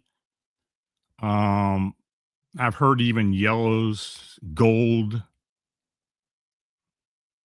are just brown, But as far as shape goes, I guess I don't get a whole lot of shape differences unless the thing is infuriated or there's something different about it.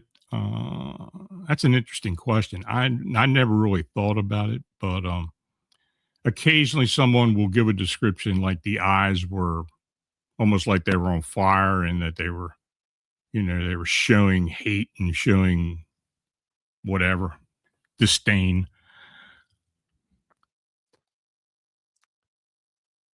Explain the difference in eye shine, because a lot of times people will see deer, their eyes shine like a yellowish blue. Mhm. Okay, cows will do the same. What about the cryptids? Well, I mean, there has been eye shine as far as cryptids go that were reflected from either flashlights or something else, as opposed to, the winged humanoids, which for the most part is projected light. And I'd say most of the sightings where, especially if it's a red color or an orangish color, the light is almost like a tail light. It's projecting light instead of reflecting light.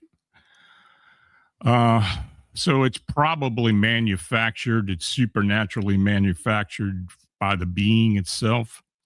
Now, there have been people who have stated that they've seen cryptid canines or even Bigfoot, where the eyes seem to project many times yellow light.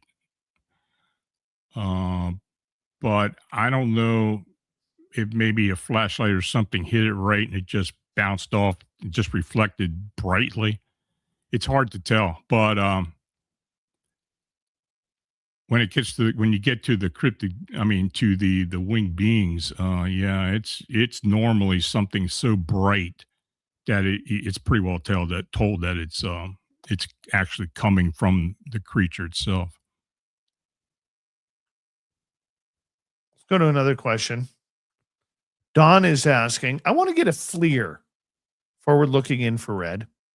Is there any cryptid that won't show up? Oh, I think if anything's got heat to it or substance to it and is living, it will show up. I have heard accounts where people have seen certain humanoids that maybe they were extraterrestrial or non-terrestrial, where it didn't show up. There was a lack of body heat. But I think overall, most cryptids will show up having heat, thus they're most likely corporeal or living. I have a FLIR. I highly recommend it. We have caught on my FLIR only 3 ever paranormal type activities. Mm-hmm. But they are incredible to have, and they are incredibly fun. The first thing we caught on it, and I've had it for about 4 years. First thing we caught on it was in our barn here at the museum, where a friend of mine was using it, and she asked me to wave, and she thought she had it pointed at me, and I had started to wave until she saw my hand on the other side of the camera and heard my voice, and then realized that there was actually a ghost standing there that she thought was me that was waving at her. That's kind of cool. That is interesting, because normally any type of entity or non-corporeal entity they very rarely show up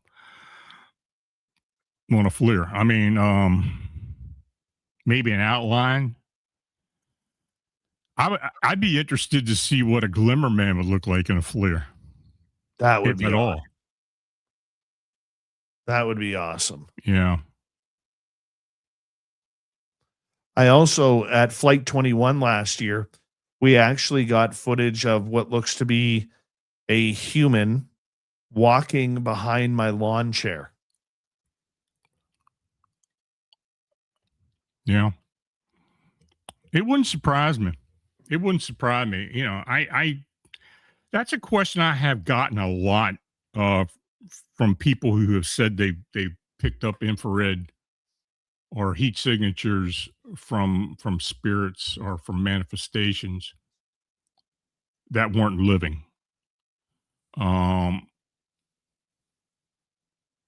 don't know what the whole mechanism is there, but some people have swore, and I've actually seen footage where it did look like it was picking up some type of heat signature. Now, was it heat itself, or was there something else it was picking up on? I don't know. Yeah. I don't know, but I love the FLIR. I want to get another one too. They're just way too much fun, and they add to the excitement of it. So Don, go get yourself one. Let's go to Blue here.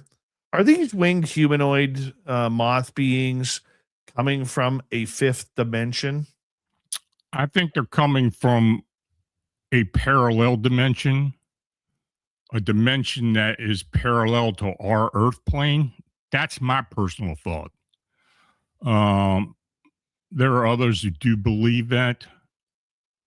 You know, there's a lot of theories about, you know, Earth planes and then multiple layered dimensions that coincide with ours. Is just a matter of going from one to the other. and the mechanism, how they are able to move without, that as a whole body, they can move between dimensions. I think actually at some point we'll be able to figure that out. I think as the technology starts increasing to a point where, where that can be explained, maybe we will have more answers, but that's the theory. Now, it's just a theory. It's conjecture. It's nothing we can really prove. But I think at this point now, with all the examples of what people have described to us, where they see these things just literally vanish and reappear, I think there is something to that. All right, let's see if we have any more here. T-Bone is asking if there's been any more Thunderbird reports. Not that I would call a Thunderbird. I haven't gotten any. I don't think, because I do get some from Stan Gordon occasionally, because he does get more than most people do. I don't think he's reported any lately either, or he hasn't told me about it. But I haven't had any Thunderbird reports in quite a while, actually. I think they are some of the strangest things I've ever seen. I've never seen one. Don't want to see. Well, actually, I do want to see one. Yeah. But to me, I mean, I don't. To me, my theory on the Thunderbird is that we're actually looking into a different timeline when we see these. Yeah, I think a lot of what people say are Thunderbirds may actually be some type of glimpse into the past, maybe seeing something that looks more like a pterosaur or something like a pterodactyl, because we've had a lot of those sightings too. And why that happens, I don't know. But God, over the past 20 years or so, we've had so many pterosaur sightings, or beings that look like pterosaurs. I mean, the long beak, the ray coming off the head, the membrane wings, even the spaded tails. We've had a lot of those. I've even seen photographs and films of something that looks very similar to that. So I think we do get glimpses of the past occasionally if the conditions are right. No, I think that's great. Let's get to one more question here before we have to call it the night with you.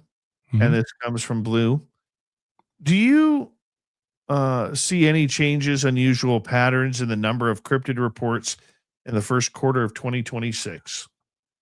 I wouldn't say necessarily cryptid reports, but I have been receiving some varied reports as far as paranormal activity. There does seem to be, it does seem the atmosphere is charged somehow. Now, that being said, I have had some incidents happening around here in the past month or so that had, and I was talking to some people about that recently. There's been a lot of phenomena happening here, and here in my home, actually. And I've talked to other people locally and in other places that have been seeing a lot of different things. They've been seeing a lot of different shapes, manifestations of humans that just don't look like they're spirits. Many times they make sound like they're actually corporeal.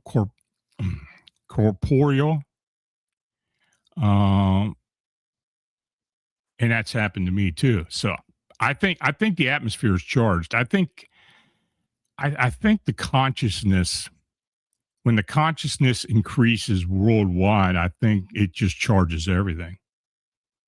And I had said before that even since October of last year that I believe 2026 is going to be a big year for a lot of different phenomena. And on that note, Lon, we got to say goodnight to you. Okay. Thank you very much. Lon Strickler from phantomsmonsters.com. Coming up next, Swamp Dweller, and then Terry Hall fills in on the UFO report tonight.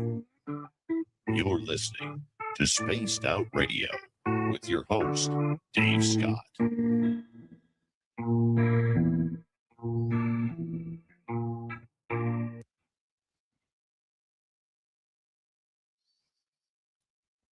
All right, buddy. Thank you. Okay.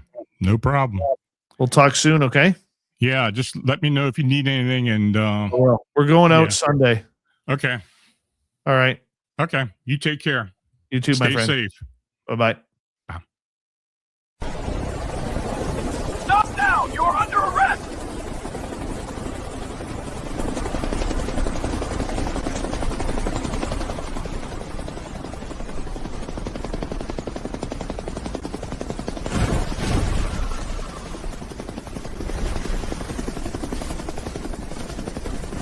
Hands up! Don't move! Don't get caught without your Spaced Out Radio merchandise.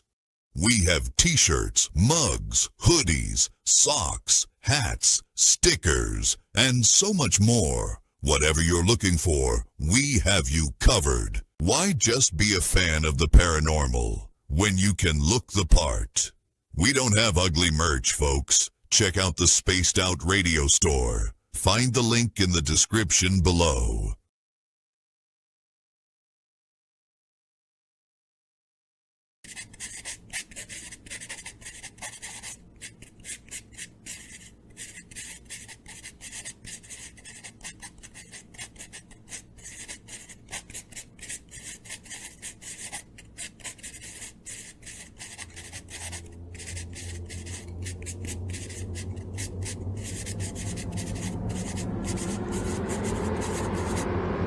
Dirty filth.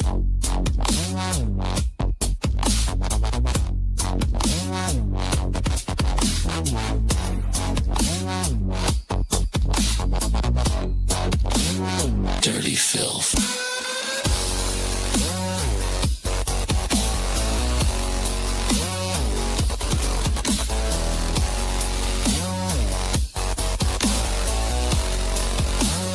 Dirty filth.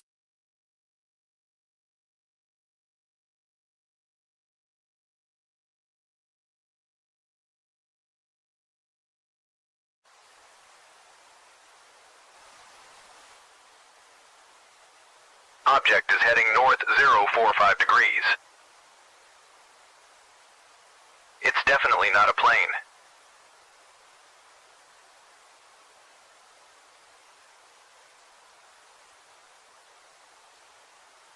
It seems to be tethered to something.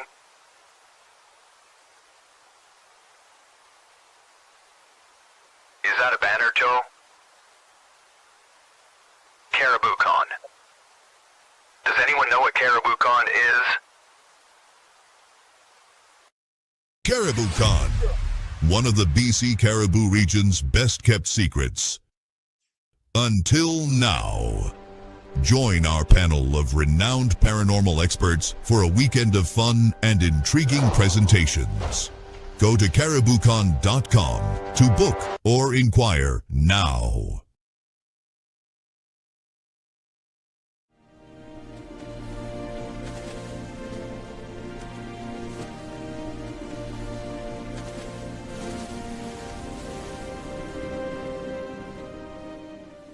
Over here. Look at this.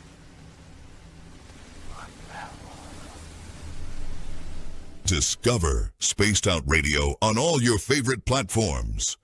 We're live every single night with the best in UFOs, cryptids, paranormal, and the unexplained. And you can find us on all your favorite platforms. Head over to Instagram for behind the scenes and daily weirdness, TikTok for quick mind-bending clips, Facebook for community discussions, and X for real-time updates and hot takes. Wherever you scroll, Spaced Out Radio is there. So go search Spaced Out Radio on every platform, hit follow, and turn on notifications so you never miss a single episode.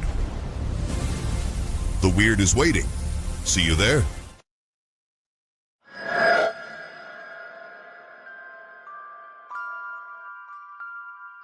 The McNeil House is one of several buildings at the 108-mile heritage site said to be haunted by spirits of a time long forgotten. But would you stay the night?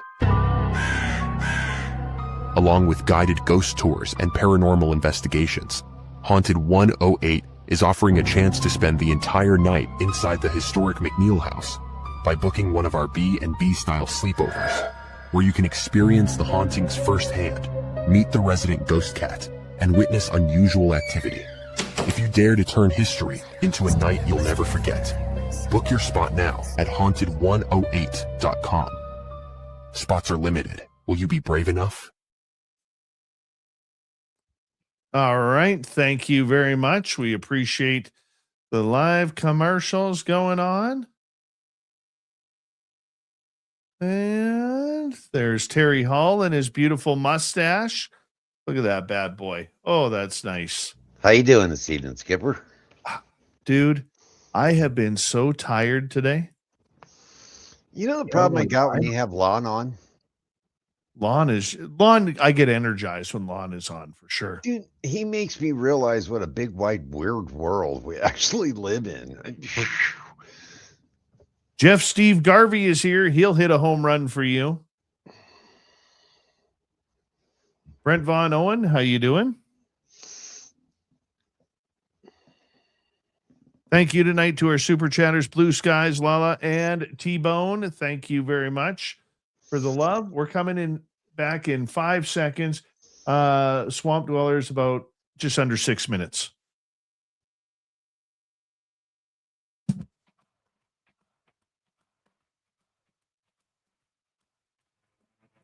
Hour number 3 of Spaced Out Radio is now underway. Thank you for joining us. My name is Dave Scott. We have Swamp Dweller and Terry Hall with the UFO Report coming up here momentarily. But first, I want to say hello to all of you listening in on our terrestrial affiliates around North America, digitally on every major podcast network. Our website, spacedoutradio.com. We have a plethora of features for you. Rock out to Bumblefoot, read the news wire, check out our swag as well. You can follow us from X on Spaced Out Radio, Instagram at Spaced Out Radio Show, and on Patreon in the Space Travelers Club. The Desert Clam has set the password for tonight in the SOR Space Travelers Club. It is Gentacular. Gentacular is your password. Use it wisely, Space Travelers, as the Clam sets the password each and every night right here on Spaced Out Radio.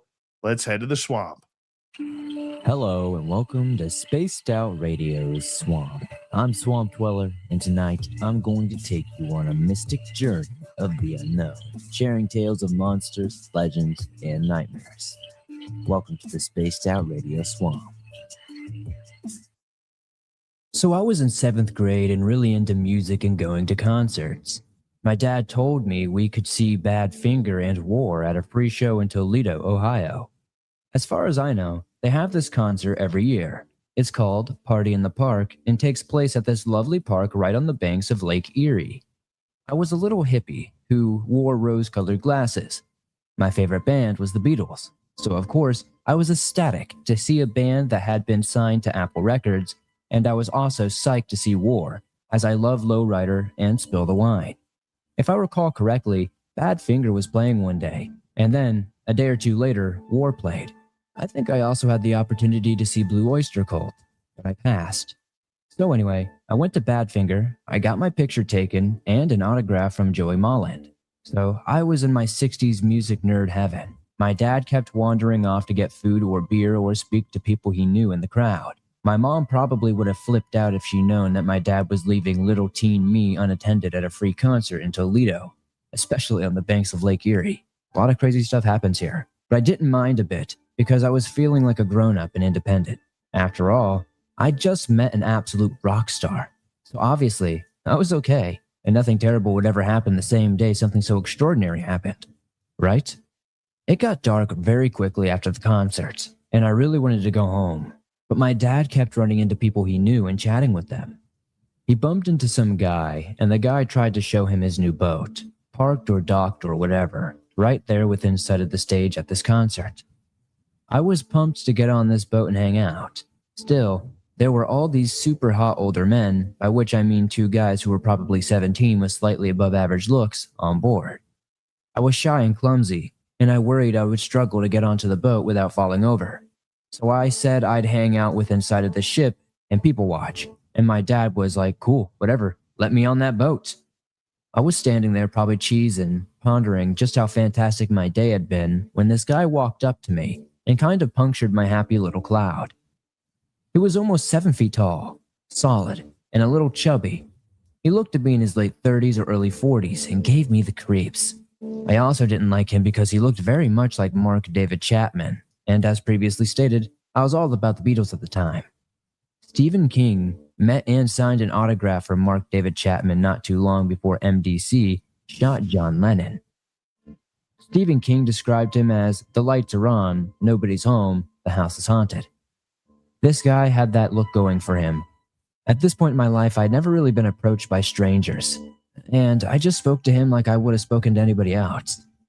He asked me about the concert, and I happily chattered away, then asked where I was from, who was with me. I pointed out my dad, and then he asked me if I had a boyfriend. At 13 years old, I didn't know yet whether to answer this creepy guy's questions or really much about dating. But when somebody asked me if I had a boyfriend at the time, my answer was always going to be no, obviously. I told him that I didn't have one, and I didn't really want one, I was 13. He started telling me how beautiful I was out of nowhere, and how my face was beautiful, how my body was beautiful, and how I seemed so much more grown up than 13, and all the while, he was looking at me in a way that made me feel like I was going to throw up. I have never been looked at like that by anybody, and never really since. It wasn't one of those looks where like, oh, I'm infatuated with you. It was one of those looks that, ooh, you're my prey.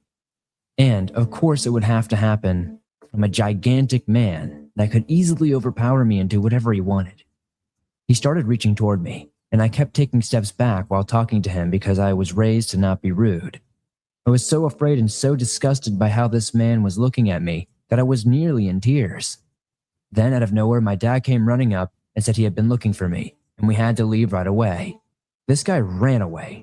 Sprinted. He was clearly not up to anything good. I saw his eyes when my dad ran up, and he looked genuinely afraid, like a deer caught in the headlights. My dad is useless about talking about anything complicated. He had a rough childhood that he never really talks about, so he just started chatting all sunshiny about where we were going to eat. I tried to shake off what had just happened and felt so bad. But when we got to the restaurant, I had to go off to the ladies' room and cry. I was too innocent even to be afraid that I might have been kidnapped, murdered, or something else. What was messing with my head the most, though, is how he looked at me. I was so pumped about puberty, which I'd already hit. But the thought of having breasts and all that stuff was fantastic. Having hips was excellent. I couldn't, really wait to be an adult. But now, for the first time, I'd experienced a feeling of having a female body is almost like a liability. I blamed myself for a while. I felt something about me must be wrong to have made an adult man act like that with me. I know all of that is BS though. But it was a rotten time for me, and it took me a long time to get over it and understand and learn and grow. My dad and I never talked about that ever again. I never told my mom or stepdad either. I pushed it out of my mind and didn't even think about it for a long time afterward. I'm just grateful my dad came and scared that guy off when he did, and that he had the decency not to kick that guy's ass right then and there, because I would have been mortified to death, which would have been even worse. Because my dad had a light and a cheery demeanor afterward, I could pretend what had just happened wasn't as dangerous as it was. Thank you, Swamp Dweller, for another spooky story. If you want more just like that, head on over to YouTube, type in Swamp Dweller, hit subscribe, ring that bell. Thousands of stories for you to listen to each and every day and night. From the swamp to the stars, we move over to the UFO report. Let's welcome in Terry Hall, who's filling in for an alien Grant Baker tonight. Good evening.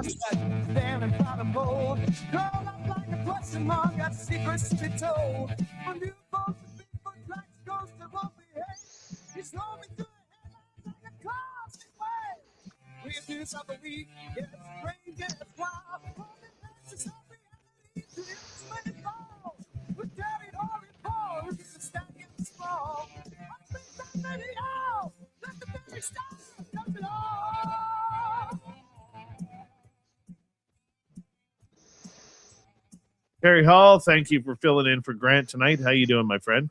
Absolutely doing wonderful. How about yourself this evening, old beard of knowledge? Well, getting ready for the UFO report. Still pumped up about my trip this past weekend into Flight 21. So, yeah. And the more I read about that place, I don't think you could pay me to go there, Dave. I mean, honestly, man. What freaks you out about it?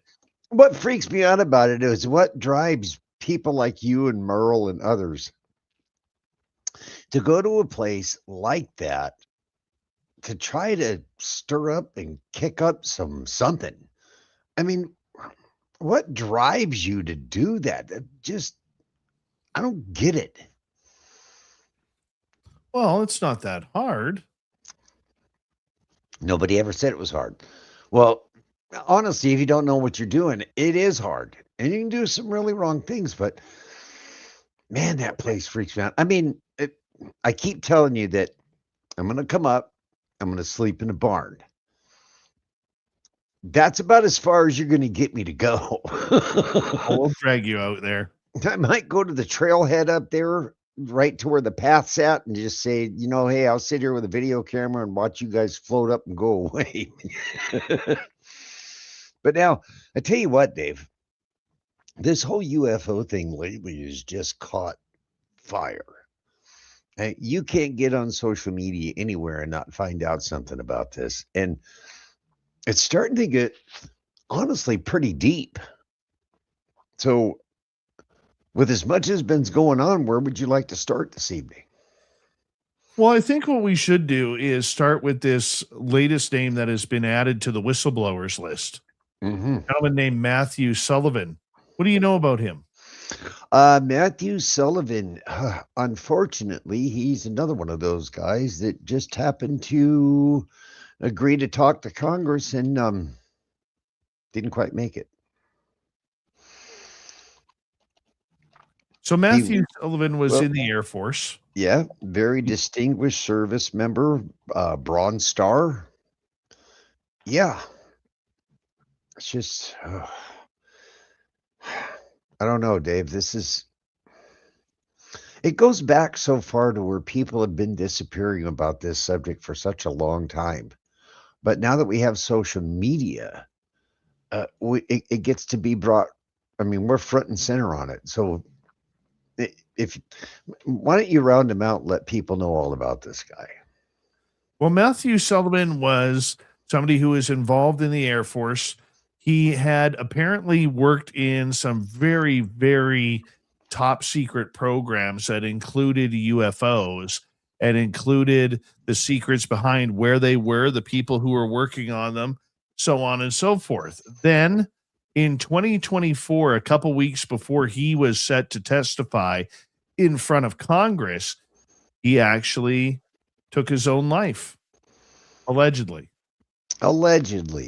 Now, he had a mixture of alcohol combined with over-the-counter narcotics that kind of had, I guess were components of Xanax or something along those lines. Actually, it's a prescribed medication. It's generic Xanax, alprazolam.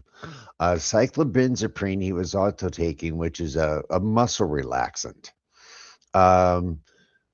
He took another drug, imipramine, which is an anxiety medication. Alprazolam, just the alprazolam, which is it really slows you down. It really slows you down. It's a massive downer, Dave.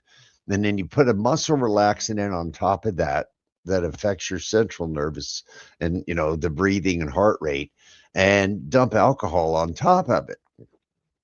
But that is the same concoction that they have found in so many of these individuals that die of an accidental overdose. And it is kind of sad. It is kind of sad that that it happened, because once again we have another name, somebody with a lot of information that could have came forward and gave us the who, what, where, when, why, and how. Now I believe this is number 12 on the list. Uh, Officially, I don't really consider Amy Eskridge, the scientist, to be on that list Well, because she was working on anti-gravity. that she was. Mm-hmm. But I don't think there's the controversy behind her death that is being made out there to be. Oh, if you listen to her story, and not just her story, her boy, I believe it was her boyfriend, fiance. She had been being followed, and there were cars that would park out in near her home. I guess she lived in condominiums or apartments or some sort of area where there's group parking, and there would be. She really described this one Lexus, and she said that they were talking in her home and said, "Hey, we need to go out there and take a picture of that license plate." And she said, as soon as she said that, the apartment directly across from hers, a gentleman in his 40s, late 40s, early 50s, dressed all in black, walked out to that Lexus, opened the trunk, and blatantly changed the license plates right in front of them. So, and then there was something else too. Now, someone else in the UFO who's pretty well known, Lou Elizondo, just came out 2-3 days ago and said that there was yet another whistleblower that was supposed to meet with Chris Mellon, and this was a couple of years back. Same kind of thing happened. The day before the meeting was planned, he died of an accident, or they died of an accidental overdose. Once again, basically the same concoction that Sullivan has taken. So, I mean, if you work in police departments across the USA and you have these separate cases that pop up here and there and they don't talk to one another about any of this, then it doesn't make sense that any of this would add up. But there's just too many synchronicities and coincidences in these, Dave, for it to be anything other than highly suspicious. I would agree with you with that. I think that there is, something very egregious going on. And, when it was just 4 or 5 of them, even after Neil McCaslin, the retired U.S. Air Force Major General, I thought maybe it was just coincidence. I really did. But since these numbers have been adding up and more people are being added to this list, I think it is getting more and more strange that it's no longer that coincidence, my friend. There is something major happening here.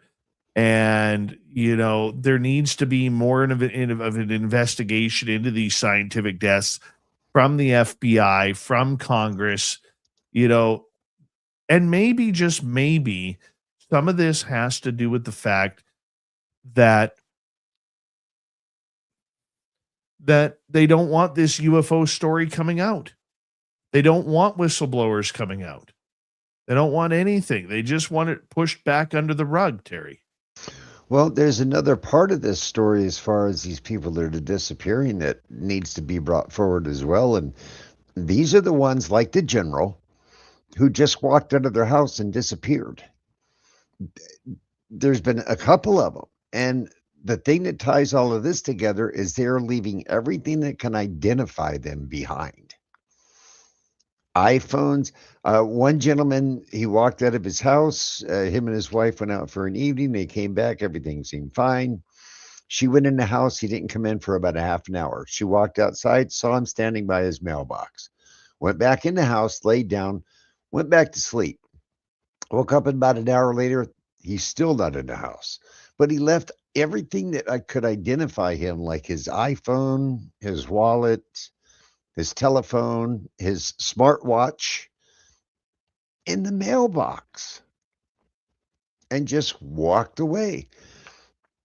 the general, it's very well known that there were security cameras at either end of that street, but yet they can't decide which way he walked away from. That it makes zero Absolutely. sense. I agree with you. And you know what the other part of that, Terry, he lived in a pretty affluent neighborhood. Like he wasn't a millionaire, but he lived in an upper middle class neighborhood. You can't tell me that there isn't a single home in his area that didn't have video cameras or a Ring doorbell camera. I can tell you absolutely that there is, because I work for a private security company and have several clients in that area, several of which are on that very same street. And they not only have outdoor cameras, but they have doorbell cameras as well that have a 180-degree field of view in their daytime and nighttime cameras. So all of that is baloney, utter trash.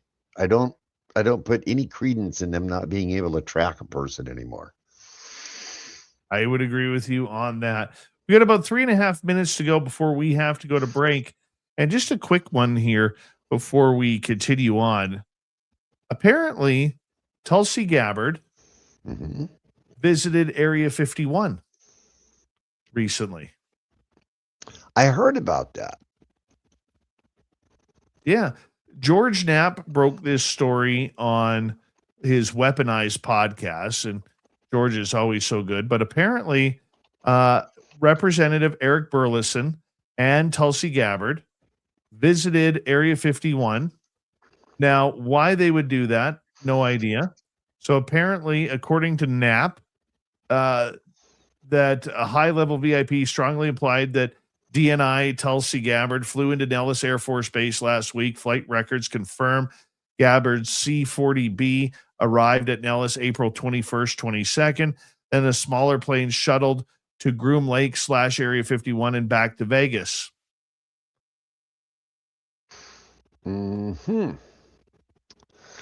Just kind of makes you wonder, back in the 70s, there was a gold scare, if you recall, and they opened up Fort Knox to prove to everybody that the gold was still in Fort Knox. It just makes me wonder why Tulsi Gabbard would go to Area 51. If there was anything there that they didn't want her to see, there was plenty of warning. They would have just...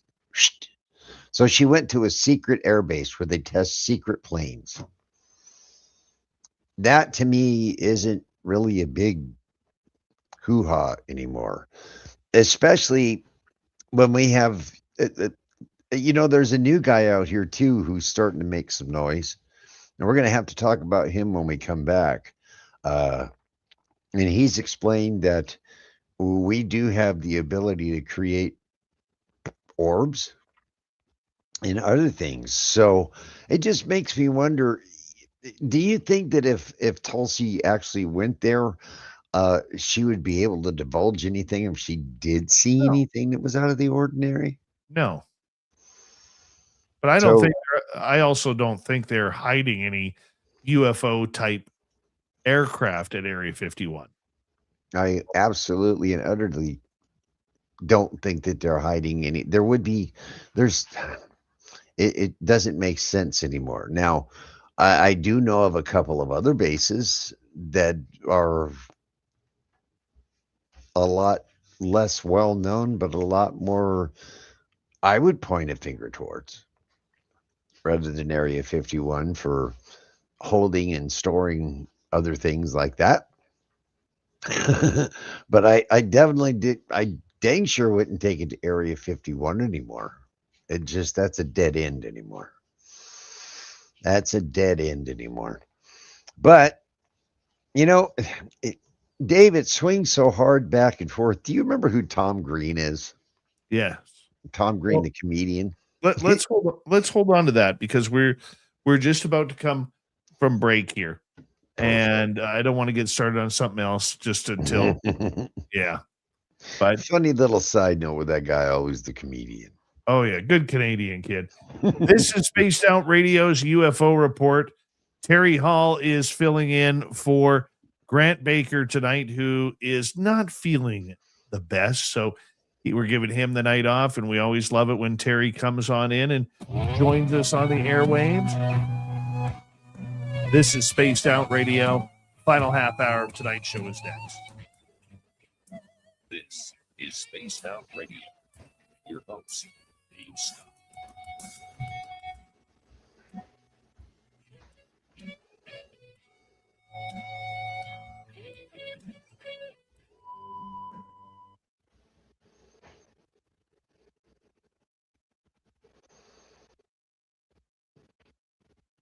All right, Terry, we're clear. You know, Dave, with more and more and more of these deaths continuing just to stack up and stack up and stack up, it really lends credence to the whole history of this whole thing, where, you know, people have been disappearing and checking out early and for years and years and years about this. But the coin's such a two-sided coin, but it weighs heavily towards the other side, according to everything that we're hearing lately anyway. I'll be right back, boss. I'm going to go grab a drink. No problem, buddy. Hi, Free Your Mind. How you doing? I'll tell you guys a funny story. I'm not going to mention the name, but I had this person reach out to me. This is kind of the stuff that we deal with here on the show. I had this person reach out to me that they had written a book about the whistleblowers and everything, and it was really interesting. So I said, hey, I have an opening this coming Thursday for the show. Would you like to come on and talk about it? This is an important subject. So this person then, and this is what Filthy and I deal with all the time. Let me get this correct here. 1 second here. Where is it?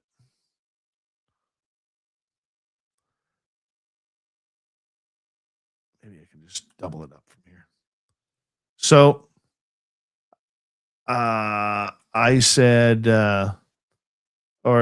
this person responds, thanks for the offer. I'd love to come on Thursday.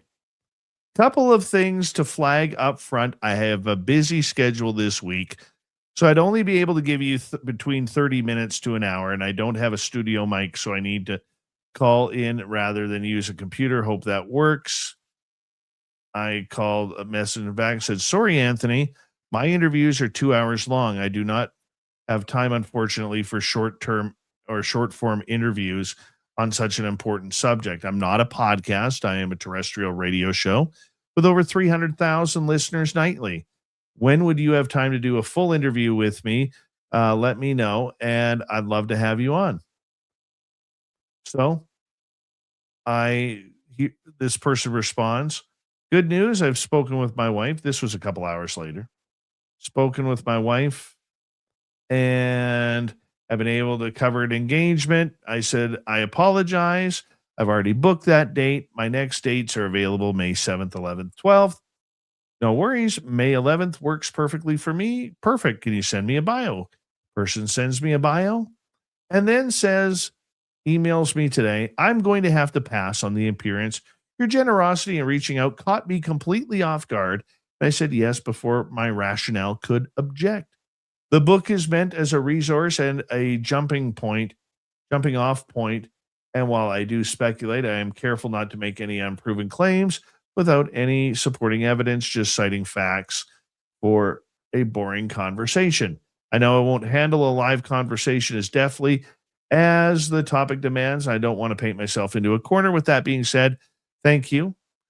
And I had a personal question from one experiencer to another. When you look up at the night sky, you see false stars. Yeah. So anyways, this person asks us for an interview. We schedule a date. And then sometimes nerves hit. And they're like, nope, I don't want to do it. This is the kind of stuff. Buyer's remorse, Dave. Buyer's remorse. Totally. Totally. Now, I'm not knocking the guy. I'm not knocking him whatsoever. I'd love to interview him. But on the flip side, That's just a little taste of what we go through. You know, Dave, do you think it goes back to the old tinfoil hat conspiracy thing? I mean, the guy did write a book. No idea. Well, I would hope not, because the tinfoil hats went in the trash a while ago. I still kept mine for posterity's sake, though, so neeners. Thank you tonight to Blue Skies, T-Bone, Lala for the super chats. We greatly appreciate it. That's what we do. That's what we do. We have 20 seconds to go here, guys. 20 seconds. Up at our Spaced Out Radio store. Why, Terry? Because we have no ugly swag. No ugly swag. Make sure you check. I can verify. Here we go, everybody.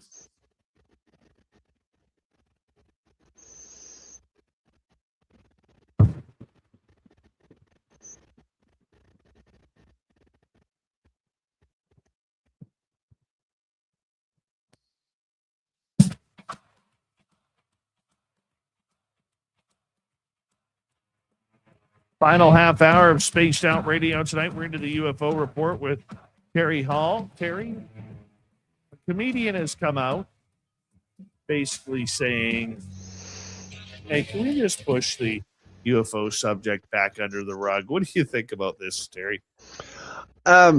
It's the other side of the coin, Dave. I mean, I think it's to be expected. I really do think it's to be expected. And I don't know. With this guy, you almost have to take it with a grain of salt. If I could quote him, this is comedian Tom Green, who at one time was married to my young boyhood crush, Drew Barrymore. I'm still jealous about that. Still very jealous about that. But now he posted on Twitter, and this is what he said, quote unquote.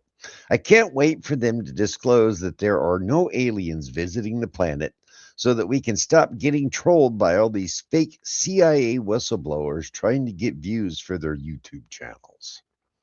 What do you think about that, Dave? I think he hits the nail on the head. He does.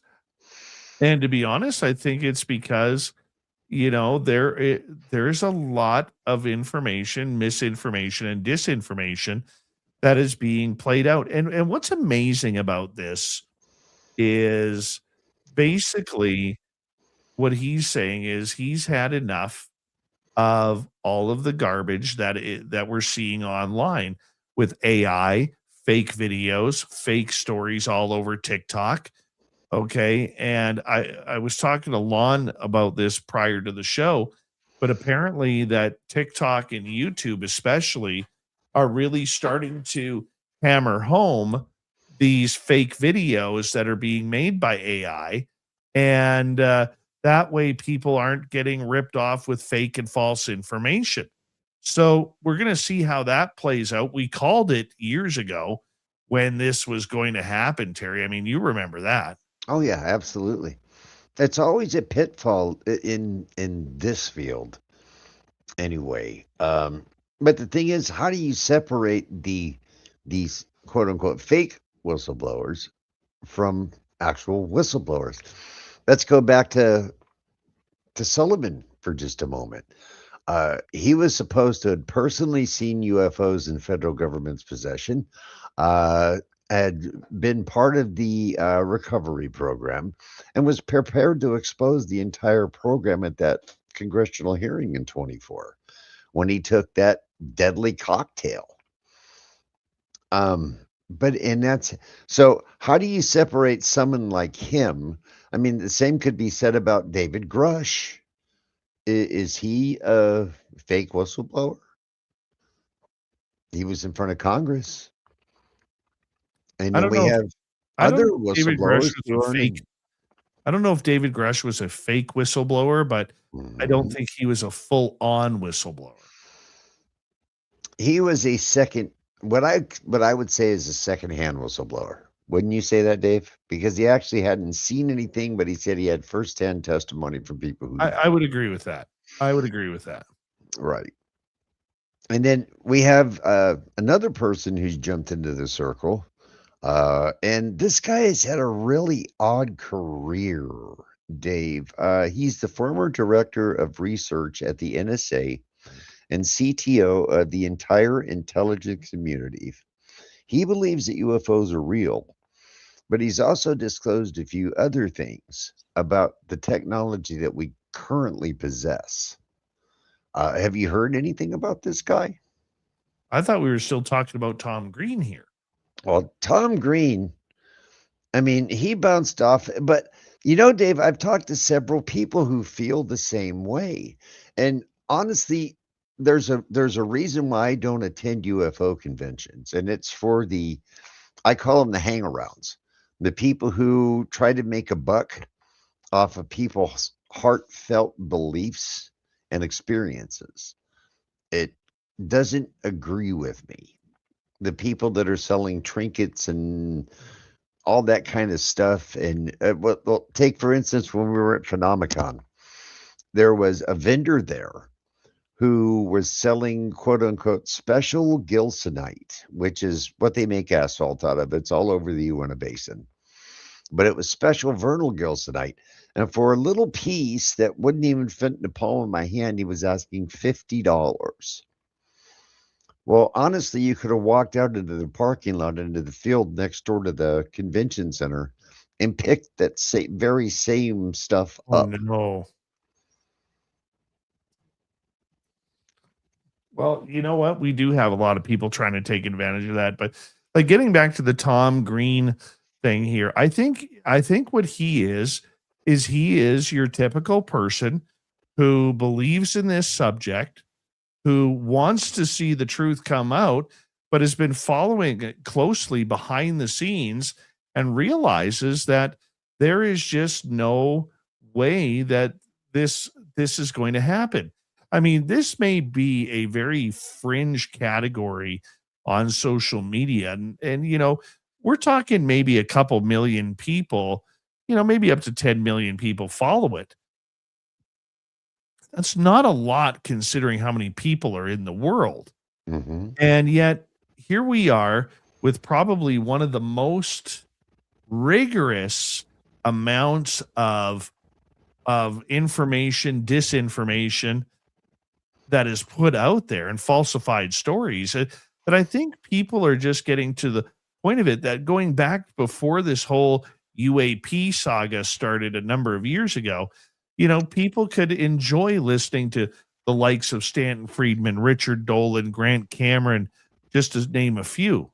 You know, they liked those type of nights with Art Bell on the radio at night, keeping you all calm and spooked out while you're trying to sleep and you're hearing all these weird, strange stories. So I think there's a lot that people are missing, you know, from old ufology to today's upology.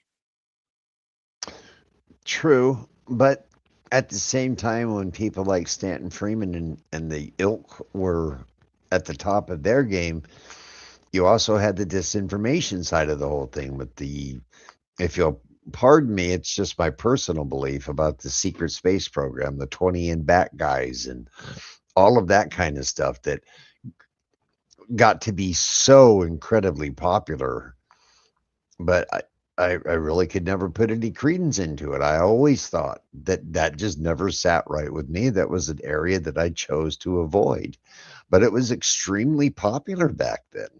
Oh yeah. Oh yeah. So part of this industry. Let's move on to the next one. Well, it's just part of this industry is learning how to be having your own discernment and making up your own mind. Right. Good point. Very good point. Right. So getting back to Dr. Hazeltine, the guy had kind of a weird career, Dave. Now, talk about this for a career path. So he spent 13 years at Hughes Aircraft, where he rose to the position of director of engineering. He then left Hughes Aircraft and went to work for Walt Disney Imagineering in 92. where he joined their research and development group, working on large-scale virtual reality projects. Then, in 1998, he was promoted to senior vice president responsible for all technology projects at Disney. In 2000, he was made executive vice president and head of research and development for Walt Disney in Imagineering. He then left in 2002 and went to the NSA, the National Security Agency, as director of research. Then he went to the office of the Director of National Intelligence. So he's now what he's dropped the bomb on is it's kind of a wide scope. He accounts for the earlier civilizations he thinks that extraterrestrials cohabitated with us, and that the global cataclysms, there is proof there, but it would be way deep in the ocean, and that's where these underwater extraterrestrials are coming from. Now, he's also said that we have the ability to create plasma orbs as a naval distraction. Now, I've actually seen that put into I've seen it live. What they do is they take 3 high-powered lasers, imagine them in a triangle formation, and they create a ball. They all focus in at the same point and create a ball of plasma. It's an orb. It's like ball lightning. And then they can steer it because they have 3 points of access. So it can go up, down, left, right, backwards, forwards, anywhere in a 3D space, they can send it to it. Now, with someone like Hazeltine working on this, who came from Walt Disney Imagineering, could it be that it's developed to a point to where it's not just orbs that they're creating anymore? Are they able to actually project a 3D image into open space during the daytime, nighttime, when we can see it? That remains to be seen. But now he did come out and say straight out that the Navy has the ability to create these plasma orbs. Right. Then they can steer them. There's an actual patent for this. Now, there's one other thing that goes along with this laser technology, and this goes to the metamaterials. Where they had the bismuth stacking and they said that they didn't have any idea how that happened. Well, that goes to something else. That goes to being able to take these lasers and actually break down things and coat materials with atom-sized layers of things. So the bismuth material could very well have been made by this gentleman's laboratory. That's very interesting. So what would they be using the orbs for, you think? The Navy actually has a patent for making aircraft decoys. Right. Aircraft decoys. Now, one of the more popular videos that I've seen lately is an orb that I guess what you could call transmogrifies, and it looks like an airplane and goes back into an orb. I don't know if that one's AI or not, but that's exactly what he's talking about. And those type of videos are becoming more common anymore. I've seen them to where they look like stars. That's one of the later ones that came out. The one that I just saw today on X, it was an orb that morphed and almost looked like a jet aircraft for a bit and then went back to the orb again. But now the Navy actually has a patent for making these aircraft decoys with these high-powered lasers. He admits they may also account for some of the UFOs both civilians and fighter pilots are seeing. an object with no mass, and that is where the distinction lays. It's an object with no mass. So maybe that's why they're having such a hard time locking onto these things with their weapons tracking systems, is because they're there, you can see them, and they look like they're solid and they're whole, but they have absolutely no mass to them. Almost like holograms. Almost like a hologram. Okay. Now, finally, he's done a deep investigation into the Havana syndrome as well. And the Havana syndrome, that young lady, Amy, the young lady who was working on the anti-gravity, said that she was a victim of this Havana syndrome. And he's personally interviewed many of the victims and believes the attacks are real directed energy weapons from adversaries in the intelligence community, and psychologically cannot accept that the limited defenses for these things. So they have these weapons that they can focus in on you. They're high energy output weapons that we have no defense for. So scary. And now he has put a personal stamp on that as well. Now, what do you think about this guy, Dave? Have you been briefed on him at all?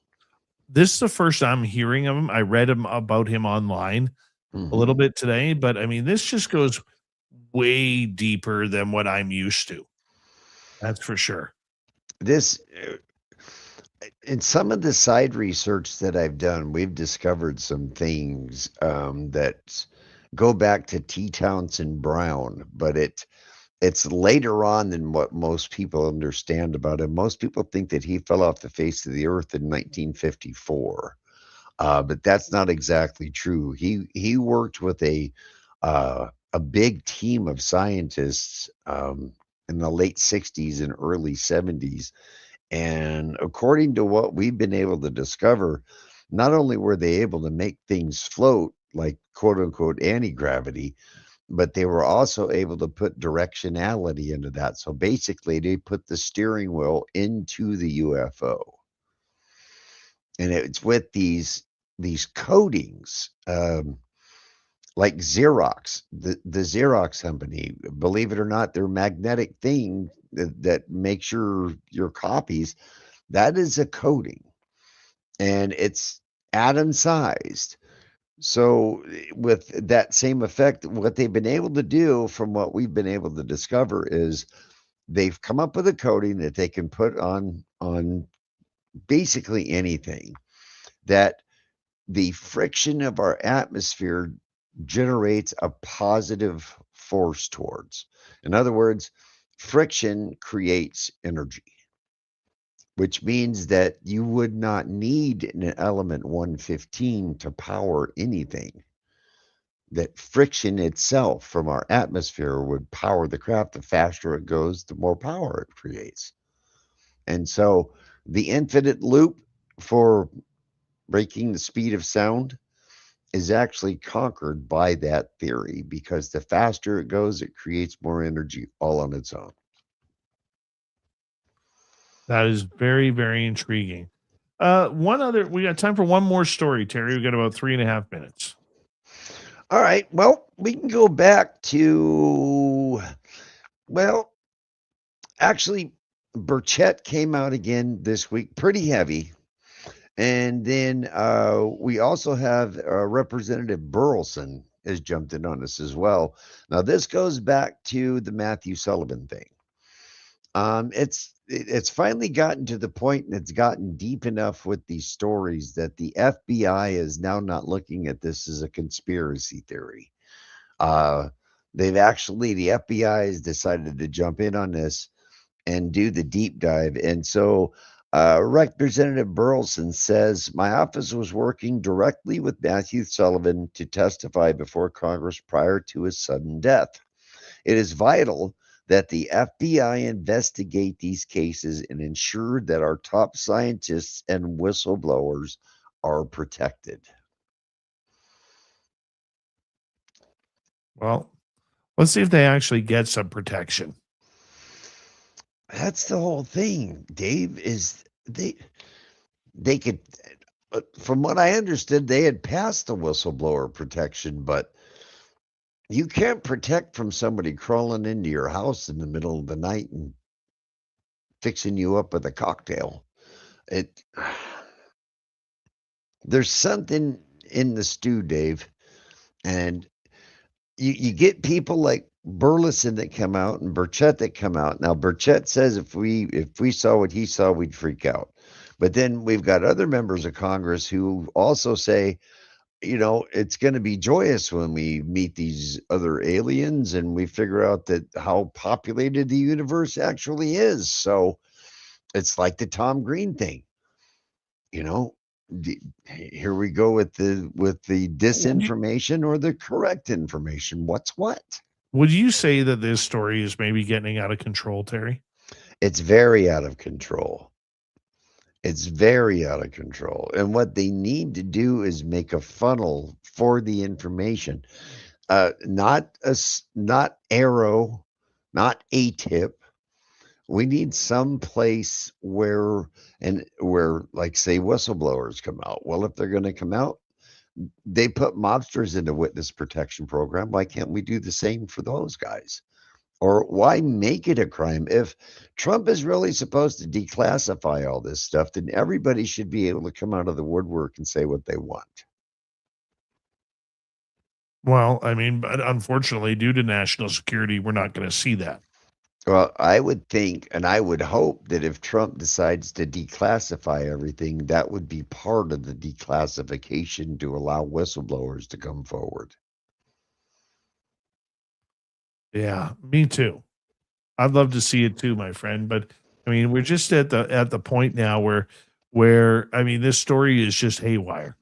Missing scientists, videos that are supposed to be 2 weeks out or 2 weeks ago, still not coming out. I mean, it just seems to be a complete mess on what we think is supposed to be happening in this world of disclosure. And it really shows that there is a big cover up coming up. Yeah. Yeah. I mean, the cover up could already be there because Dr. Hazeltine believes his ancient Earth origin theory works because tectonic subduction and erosion would have erased everything from a previous civilization. The only thing would be left would be in the deep ocean where these UFO bases are supposedly at. Terry, we got to wrap it up right there, but I want to say a big thank you for filling in for Grant Baker tonight as we say hello, Mr. Ron Bumblefoot Thal, rocking in the background with Little Brother is Watching. Bumblefoot is the official music of Spaced Out Radio, rocking us in and out of every single show. Get your horns up for the guitar god himself. Special thanks to everybody listening in at work, at home, in your cars, wherever you may be. Thank you to everyone in our chat rooms tonight. YouTube, Twitch, LGAP, Facebook, Spreaker, LinkedIn, the Space Travelers Club, and on X at hashtag Spaced Out Radio.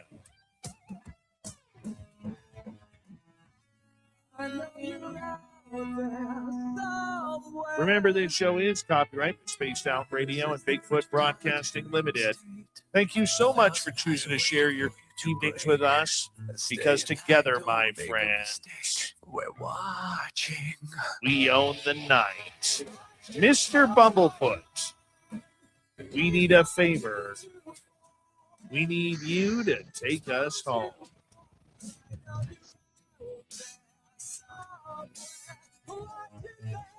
Yes, the Woo train has docked for the night, but soon, my friends, we shall ride again. Your seats are always available. Your tickets never expire. And if you want to bring a friend, we've got room for them too. Good night, everybody.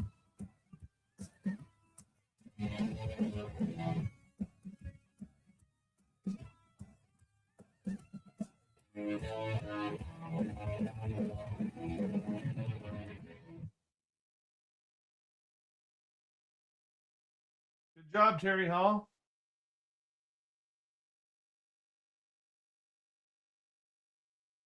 You might want to put your microphone down.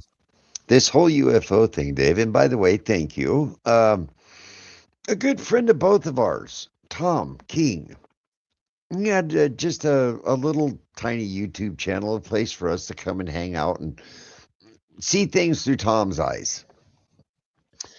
He shut his channel off this week completely. And that's what you were saying. Yeah. And it was, number one, he said that he is just tired of the knuckleheadedness in this whole thing. Number two is he also said that with what he knows, what he's seen, and what he can do, it's a bit concerning. So he was just going to crawl back into his closet and build droids for a while. Well, that's too bad. Yeah. That's too bad. That's the kind of thing that happens in this industry, right? Very true.